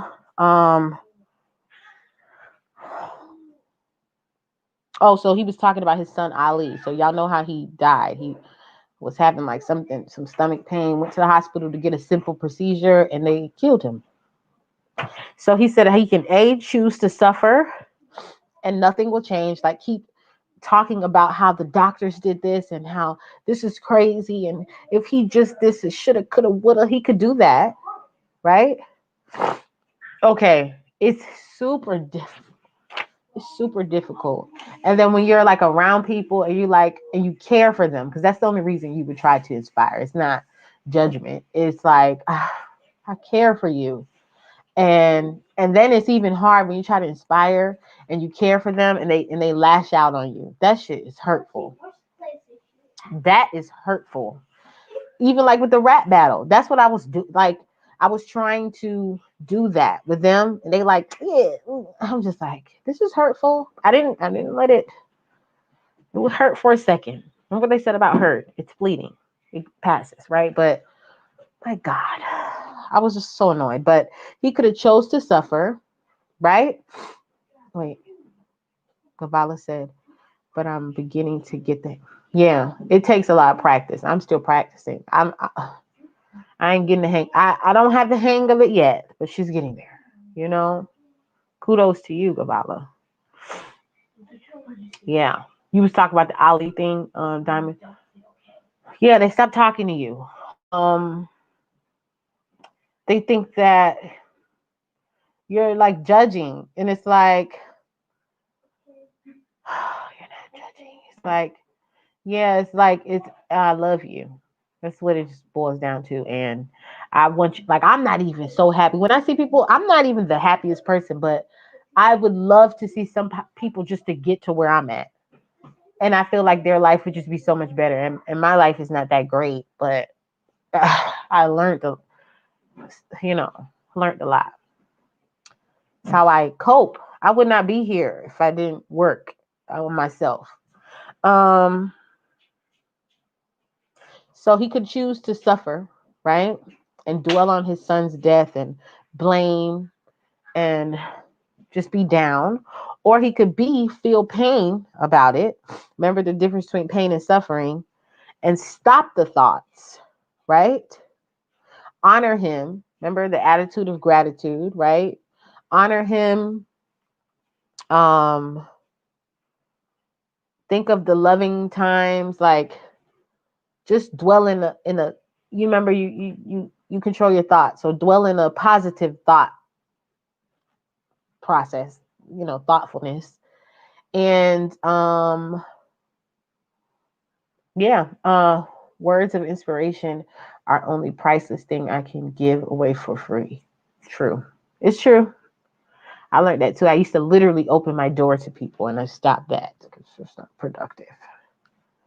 All right, Kavala, thank you for your words. Like, you just dropped gems. Like, whoever's going to watch this playback is just going to be blessed with you, okay? And everybody else. Thank you so much. So, yeah, sorry guys, I'm going slow. I'm gonna speed up, okay? Because I don't want to keep you here all night. I'm sorry. I know it's a weeknight. And if you leave, I'm just gonna finish by myself. But I love you guys. Suffering offers no benefit, right? So he can choose to suffer. He feels the pain, and he just kind of separates himself from blaming people and doing that whole thing, right? So he chooses to be happy because that's what he deserves. It's his birthright, okay? And happiness starts with a conscious choice to be happy. You don't have to suffer, okay?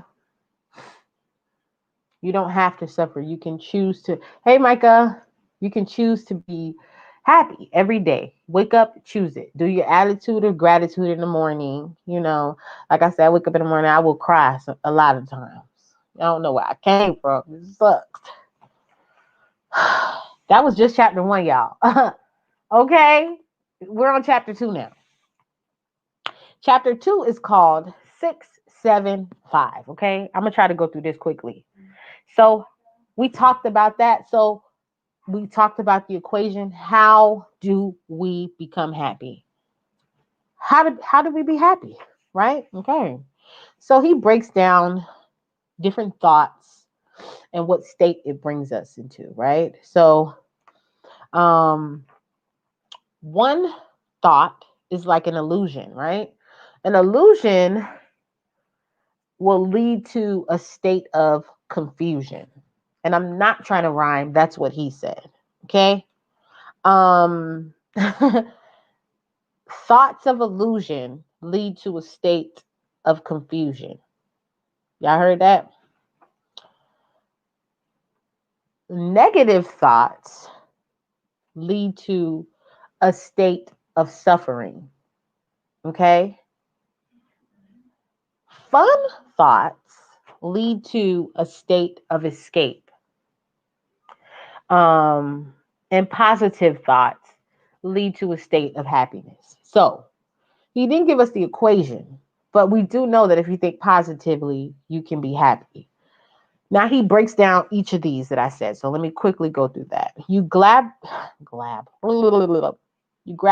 for what it truly is, right? So let's talk about the illusion and the confusion. Illusions are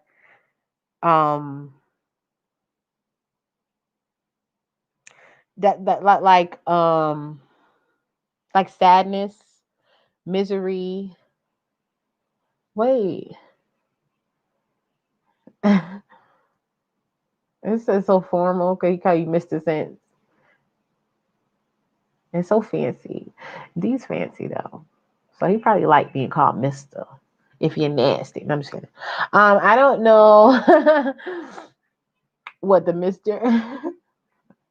Oh my God, I'm so sniffly. That is what I'm here to do, Diamond. Okay. I'm sorry. I thought I had missed him. So, yeah. So illusions can cause confusion, which is like sadness and misery, and it becomes foggy. Like right. I see you giggling on your live when you said that, Diamond. I was so weak. You was like talking about the live chat crew. You was like, I was like, what is she giggling about? Stop.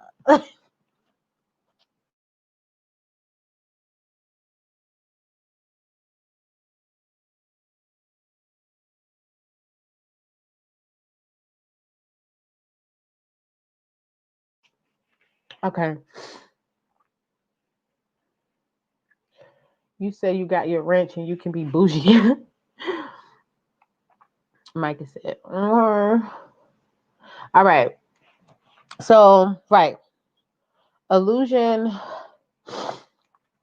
illusion of time is a big one that we suffer from, right?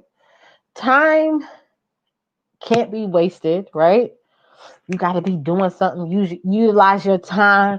Get in there. Fill in the moments. There's never enough time in a day. Y'all know this stuff. Um, um, the clock is ticking. They say that. You can't go back. Time never goes back. And it seems like we're always at this relentless pace to like, you know, to keep like keep up with what? You know? It's crazy. But it can be stressful and it can be overwhelming.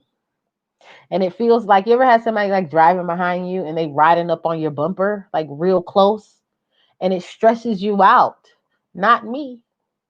You know what I started doing years ago? When them people come up behind me like that, I hit them brakes so quick, not like completely. I start driving like a grandma and they behind me. Me. I don't budge. I get so comfortable in that slow pace. Y'all don't even know. You're not gonna drive up behind me and beam them headlights through my car and hit. You ain't gonna do that. You know? Diamond said the chat smelled. He said, hey, yes. I bet it does. Glen Coco. He called you Glen Coco. Okay.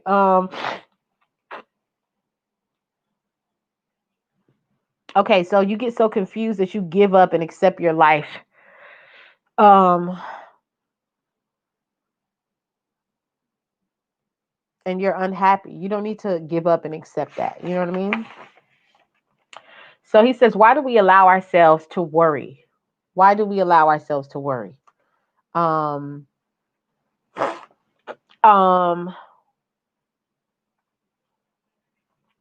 why do we? I'm sorry, y'all.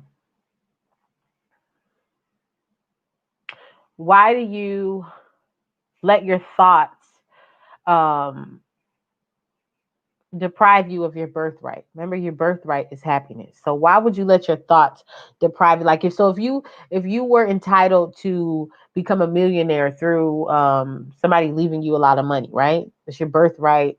It's your bloodline. You get this money. Are you gonna let somebody stand between you and that, or you finna go do all the steps so you can get your money?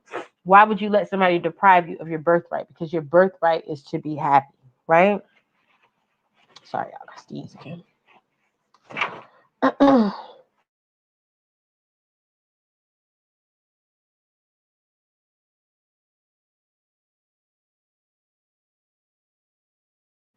Sorry, it's cold outside. All right. Um, survival. This part was deep for me. Survival. The threat. Some people were told somewhere that there's a threat when there really wasn't, rather than telling them that they were safe when there's really a threat. And the result in doing that um, allows your brain allows you to survive, but it wasn't the truth. So it wasn't the. I'm getting sleepy. Sorry, I'm not gonna go deep into this philosophy because I don't know. You know. You said, am I teaching? No. I don't know what I'm teaching at this point. I'm kind of getting sleepy, but I'm still going with it. Chapter 2. Um.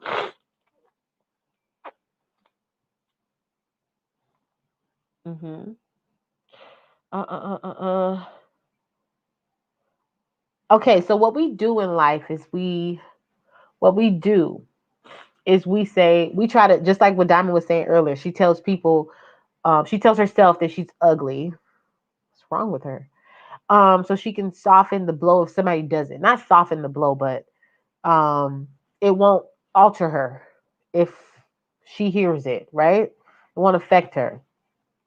They said we do that to soften the blow, but it leads to unhappiness because perhaps if you didn't do that, nothing would happen. Like if you didn't tell yourself something negative, they would still say it. I know that's like, it's deep. He was getting deep, y'all. My head was starting to hurt, but I was here for it. Um, Therefore, you made yourselves all worked up for nothing because you were expecting negativity. You may have not got it. That's what he was saying. Somebody didn't even say to you this, you know, but you prepared for it and then you worked yourself up. You didn't have to, you know. Beyonce said, "Wait, life, life is, if happiness is our birthright, then does that mean simply existing should make us happier than it does?" Diamond is in here asking these real questions, okay? Are we seeking too much? I think happiness in the way we know it can be subjective, right? I think that the happiness that they're talking about, let me go back up because I don't know who she, let me go up. You said come through Diamond with the extent, look, the existence, whatever. As existentialism. I got it. Um, I don't know. I'm confused. I don't know. I don't know if she's raising her hands there. She's yawning. Like what's happening? um Avery said it's the illusions, like Kiana was saying, that you can cause us to feel we are less than. We are not seeking too much, Diamond. We are worth it. That's what I was gonna say. We are definitely not. Who told you that being happy was too much? It's not. You got to be cocky in that sense, you know? That's what I do. Even with YouTube, who told me I could create a show and be on here acting like people really want to go live with me afterwards? Like I do what I want, period. I'm learning that. I'm going to be a whole mess when I'm 40. I'm not looking, it's not like I'm rushing it, but I already know. My mouth is going to be ridiculous. It really is. Period. That's how she woke up. And then Diamond is natural, okay? Let me tell you. This picture's out here. That don't look like you with a face full of makeup and all of this weavelation and all of that. Okay, Diamond? Okay? I'm just going to say that. Okay? You pretty girl. You is pretty girl. Okay?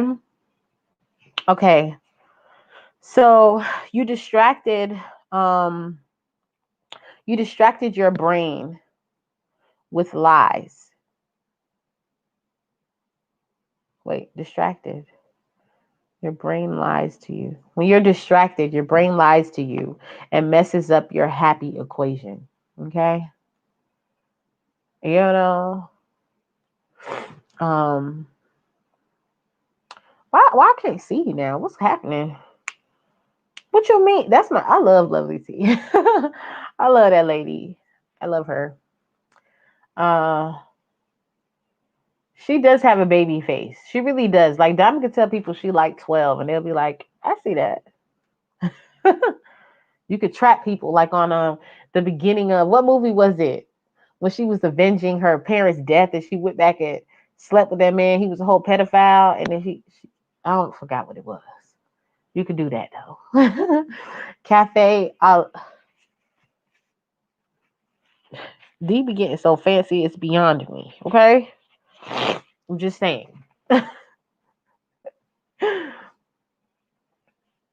That's rich people. It's beyond me.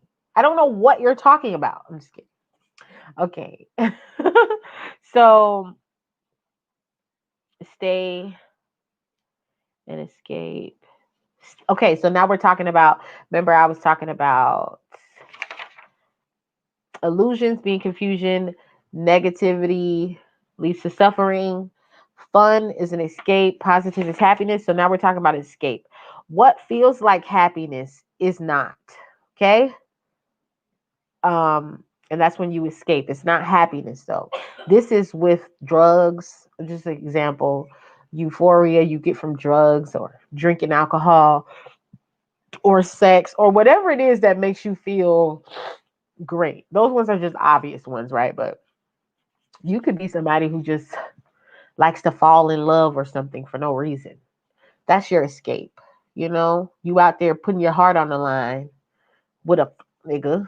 Sorry. Knowing he's gonna break your heart, but you're seeking. It's people out here like that. They seek that feeling of love that that's all they do is they chase it, you know? And it's stupid. It's really dumb. Um,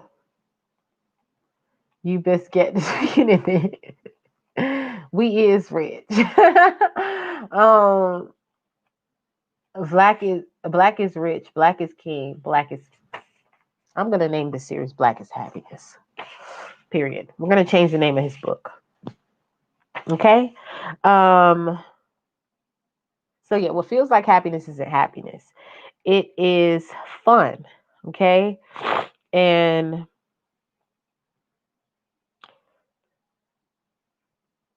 fun is useful, right? Like it can be useful. Um, Jay's here. Nobody broke here, D. We rich AF. Okay, Terrence, thank you for still being here. I'll tell you later, Terrence. Fun is useful, but we use fun to escape negative thoughts, right? So we try to just have fun. I do it all the time. Doesn't solve anything though. Doesn't solve anything. And then I'm gonna tell you something. So fun is a painkiller, right? That's what he says. Fun is a painkiller, and it mimics happiness. Y'all know what I'm saying. You think this is making me feel so great right now, but without that painkiller, you don't feel great. You know. In fact, when it's over and reality hits, you seek you seek more extreme pleasures.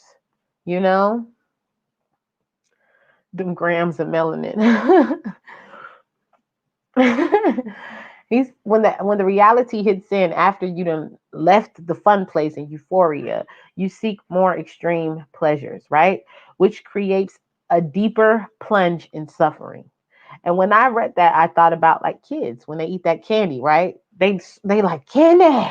What they say about candy? You gonna crash hard later, right?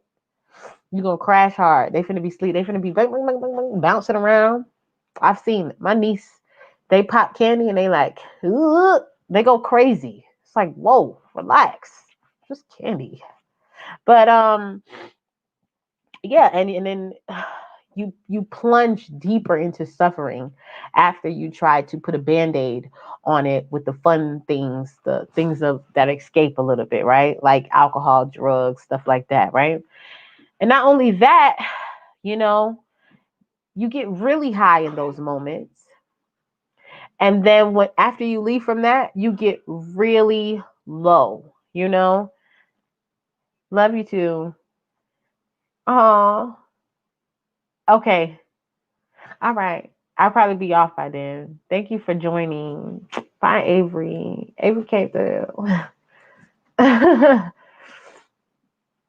You say, yeah, you get that. Fun is temporary. Kids with candy. Yep. Okay. So escape becomes a genuine inhibition of true happiness, right? And yeah, so I use all the examples. But fun is not bad though, y'all. Fun is not bad. It's not bad. you have to focus on fun, healthy pleasures. Okay?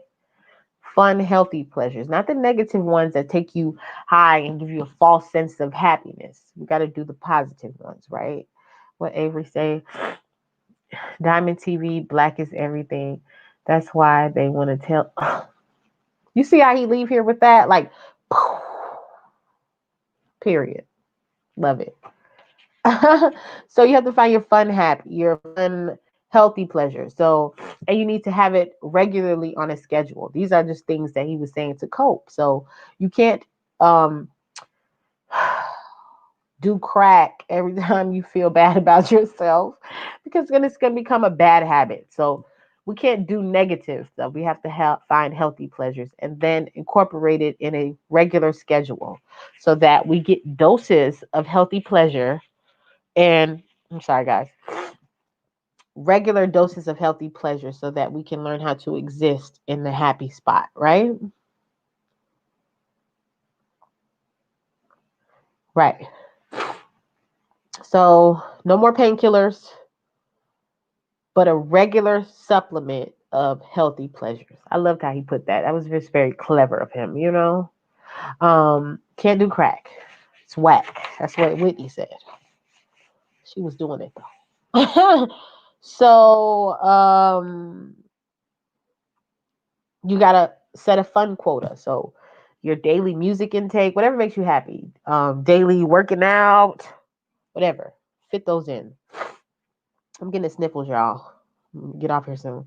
This makes it difficult to fill your brain with negative thoughts because your body gets used to habits of you doing things that make you happy. So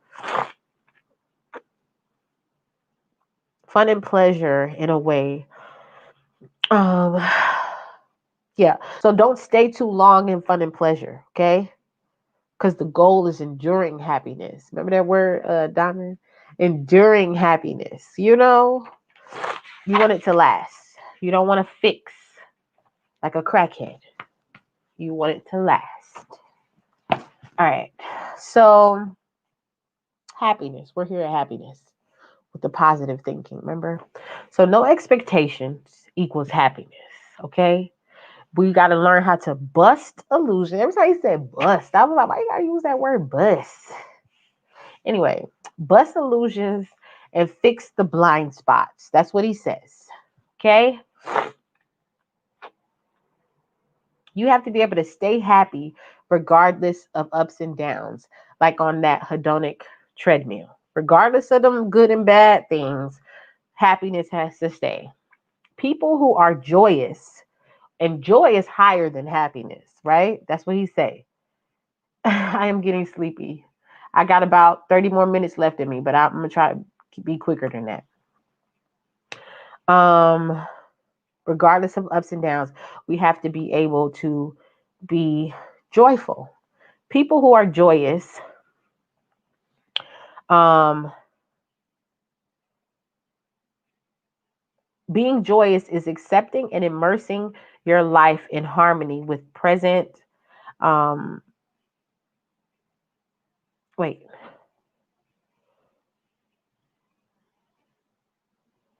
present moments, an interrupted state of happiness. They are in, they enter a realm of, what the hell did I write? They enter a realm of timeless bliss, okay? And that's called flow. It was an author, they said, but I forgot to write the name down. So that's joy. When you're in a realm of timeless bliss called flow, okay? So flow is everything. Everything life throws their way, no matter what, they're in a state of uninterrupted joy and happiness. So nobody can cut you off on the road and you be like, motherfucker, like that never occurs. Or somebody says something to you and you feel bad about it. Like absolutely nothing can shake your mood or budge you. You know what I mean? That right there gonna make people mad though. Whew. But if you enjoy, if you at peace, you don't care. You know. Um, the only um the only to understand this thing called joy is to experience it. He said the only way to understand it is to experience it. And he gave the example of he had this friend who couldn't smell since she was born. And so the friend said to him, I've always wanted to smell a rose. What the heck does a rose smell like? And he said, you know, so it smells like a rose, you know? So he felt like he couldn't explain it to her because you can't explain what a rose smells like. It just smelled like a rose, you know? You feel like a dose of healthy pleasures is going to be a journey to find, like what gives you pleasure enough to get temporary happiness. Yeah. Um, you asking me what gives me pleasure? Like you said, working out. I feel like were you continuing? I'm here waiting for it. Um, I'm sorry, y'all. That sounds really gross. Right. He didn't know how to describe it. He was just like, it felt like a rose. So that's what he wants us to do. He wants us to get to experience joy, which is what he's going to do in this book at one point, I'm assuming. And then we're going to know what it feels like. Joy is a deep understanding of life. That's what joy is, understanding, It's like love. I always say love is understanding. Joy is understanding, deep understanding. And I love this that he said. He said, life behaves as it always has and always will. So you will never get slipped up by saying, how could this person shoulda, coulda, woulda, I wasn't seeing this coming. You know, you know about stereotypes. You know about what the world thinks about black people. You know all of this stuff, right? Sorry, y'all. Hold on.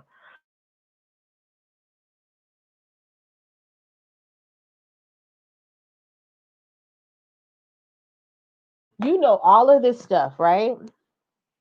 So why would you let it trip you up?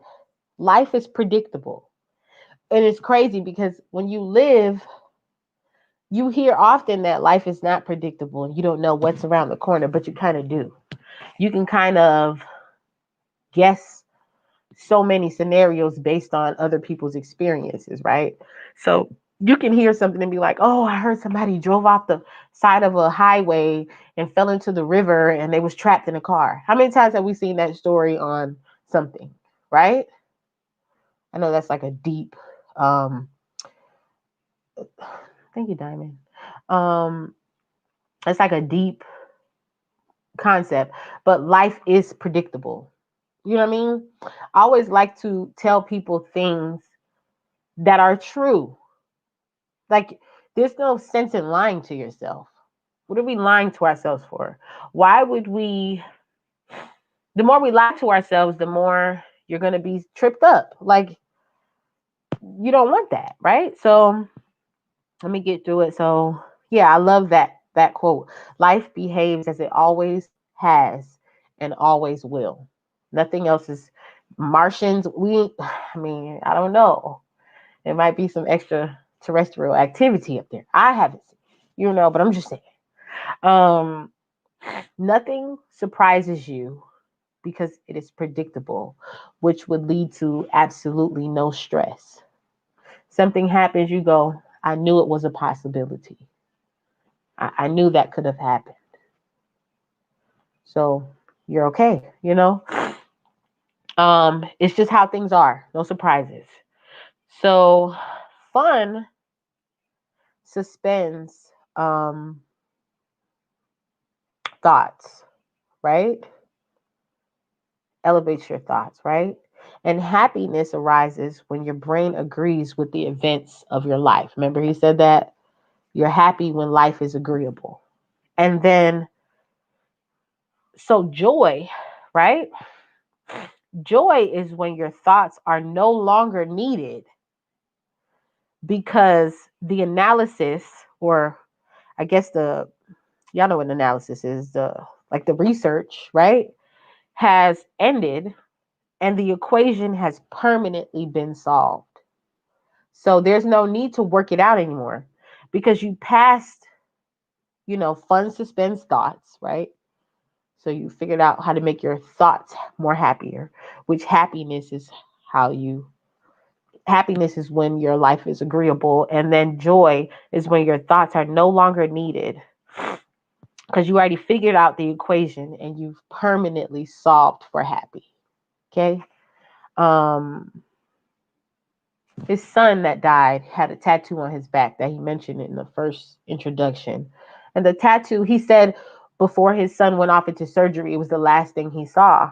And the tattoo said, the gravity of the battle means nothing to those at peace. Now I need you to drop that mic, Diamond. I'm going to read it again. That boy's tattoo said, the gravity of the battle means nothing to those at peace. I read that. I said, I can't wait to keep reading. Yeah, about no surprises. Heard and seen everything before. Even if you haven't, just pretend you have. And it's less stressful. You see, and I knew you would love this book, Diamond, because you're just like a smart lady, you know? You think outside the box, so you get it, you know? Yeah. Yeah. I love that quote. The gravity of the battle means nothing to those at peace. Whew. Mm. That belief that it could it can't interrupt his calmness because he had found joy. He lived by that. That's what his dad was saying. And he found joy, right? He said it's a myth about joy. And right. Period. There's a myth that like even monks are the ones who are just like up there in the mountains and they're just wearing no draws. They free balling it. They happy. They got the answers to, they're secluded. So that's a myth that you have to seclude yourself like a nun or a monk, right? To find peace or joy. But that's not the case. And I was just talking to somebody about this last night. I know this might be a little left, but I said that I know if a guy is really into me, like me, not my body, not I'm talking about me, who I am as a person, if they if a bad bitch walks in the room, I'm sorry, I said the B word. I'm sorry, and not shallow. This is kind of surface, but this is the example that I use because I use this example because that's a distraction, right? A fat ass is a distraction. I'm sorry. I'm not a lesbian, right? But if a fat ass walks through here right now, I'm going to have to look because it's clapping. It's distracting. I'm not saying I want to do nothing with it. I'm just saying, what else am I supposed to look at here? So if you're a man, okay, and you actually love this, and that thing comes through here, um, you know, honestly, I stopped getting mad at that long time ago. But yeah, I don't correct it. Like if I'm not here for it, I just get up. I don't get up then and I leave. But it is what it is. My point. My point that I'm trying to make here, and I know I'm getting sidetracked, is that I think happiness, you can find, somebody's truly happy when they're surrounded by distractions and they can still come through and be happy. That's what he was saying about the monks. They have secluded themselves. So therefore it's easy to be happy. Like even me. That's why I said I'm a work in progress. I laugh so hard and I have a good time because I don't leave my house. I'm practicing right now though. When I leave a lot, I have to remember all of this stuff that I'm learning because Kiana can gulp. Kiana can really engage with people, and I just don't want to do that. I don't want to be that person anymore. So I'm trying to find my peace. So, right. So he said that's a myth. Monks kind of give up on life. They kind of go, it's too much for me. It's a lot going on down there. I'm going to go to the mountains and take my drawers off, and it's like, you got to learn how to keep your drawers on. Anyway, I don't like draws. But anyway, um, you can have joy in this world. You can have joy. Remember I said that yesterday? I was like, how who the heck's supposed to be happy living here in this state of the world that the world is in? Who gonna be happy? Remember I said that? He says that we can have joy in this world. I had to press pause and I had to sit there. Go, okay, I receive it. I receive it. Okay. You must be in harmony with life exactly as it is. Okay? Exactly as it is. With the angry hoteps out here, with the angry just Arab how the world is, we have to be able to find harmony here. Okay? Why they like to be naked down there? Why do they wear dresses? Wraps. I don't know. I don't want to be offensive. Um, so how do you find joy? How do you think you find joy? You find truth. That's how you find joy. Uh, it's the model for happiness is truth. Okay. Gotta live. When people say living your truth, he ain't saying no lies. Come on now. The state of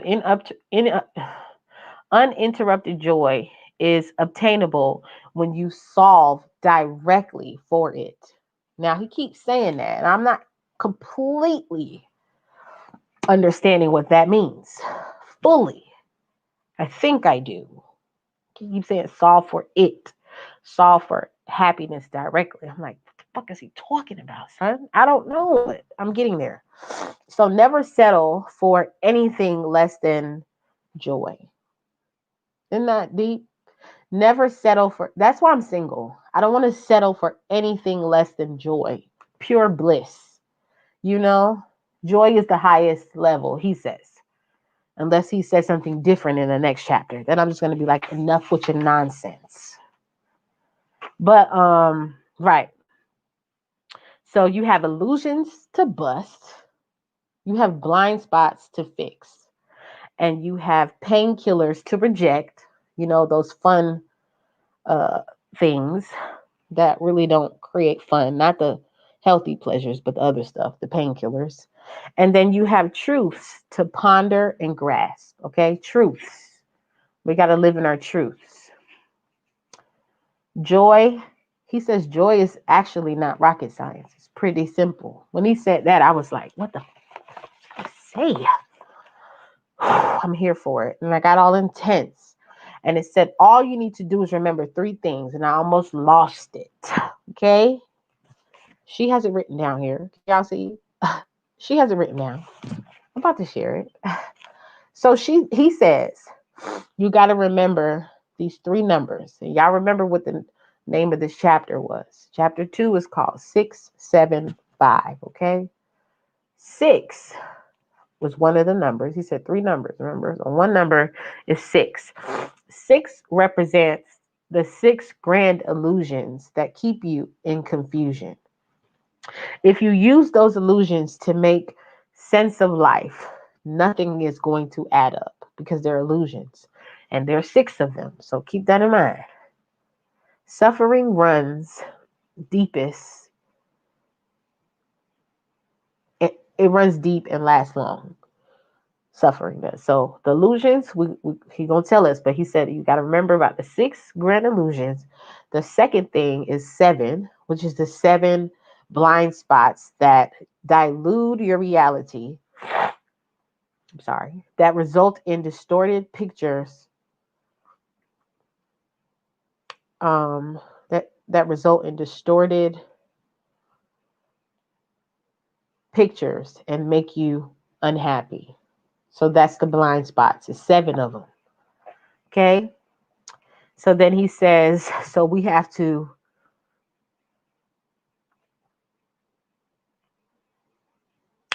bust the illusion. Okay. Then he says you have to fix the 7 blind spots, bust the 7, fix the 6, And then you need to stop escaping with the fun shit, right? Right. And then for number 5, he says you need to hang on to 5 truths. So we're going to get the 6 illusions, the 7 blind spots, and the 5 truths. And if you want happiness, right, you got to do all of that. And guess how he ends the chapter? He says, and your training will start tomorrow at 6. And then it was over. I was on the edge of my seat. I was here for it. Gulp. Guys, that was it. That was chapters 1 and 2. Sorry, y'all. It was deep. Super deep. I was super here for it. And so, if you guys get the book, okay? If you don't, it's okay. I'm still going to break it down like that. It takes a long time like this because I'll be having to break it down. And I'm like a slow talker. And I'm all like, I do too much, you know? So, bear with me. But, yeah, get the book so we could talk about the stuff if you can. All right. But that was it. I had y'all here for about 3 hours. Isn't that crazy? I loved it though. Thank you guys for coming.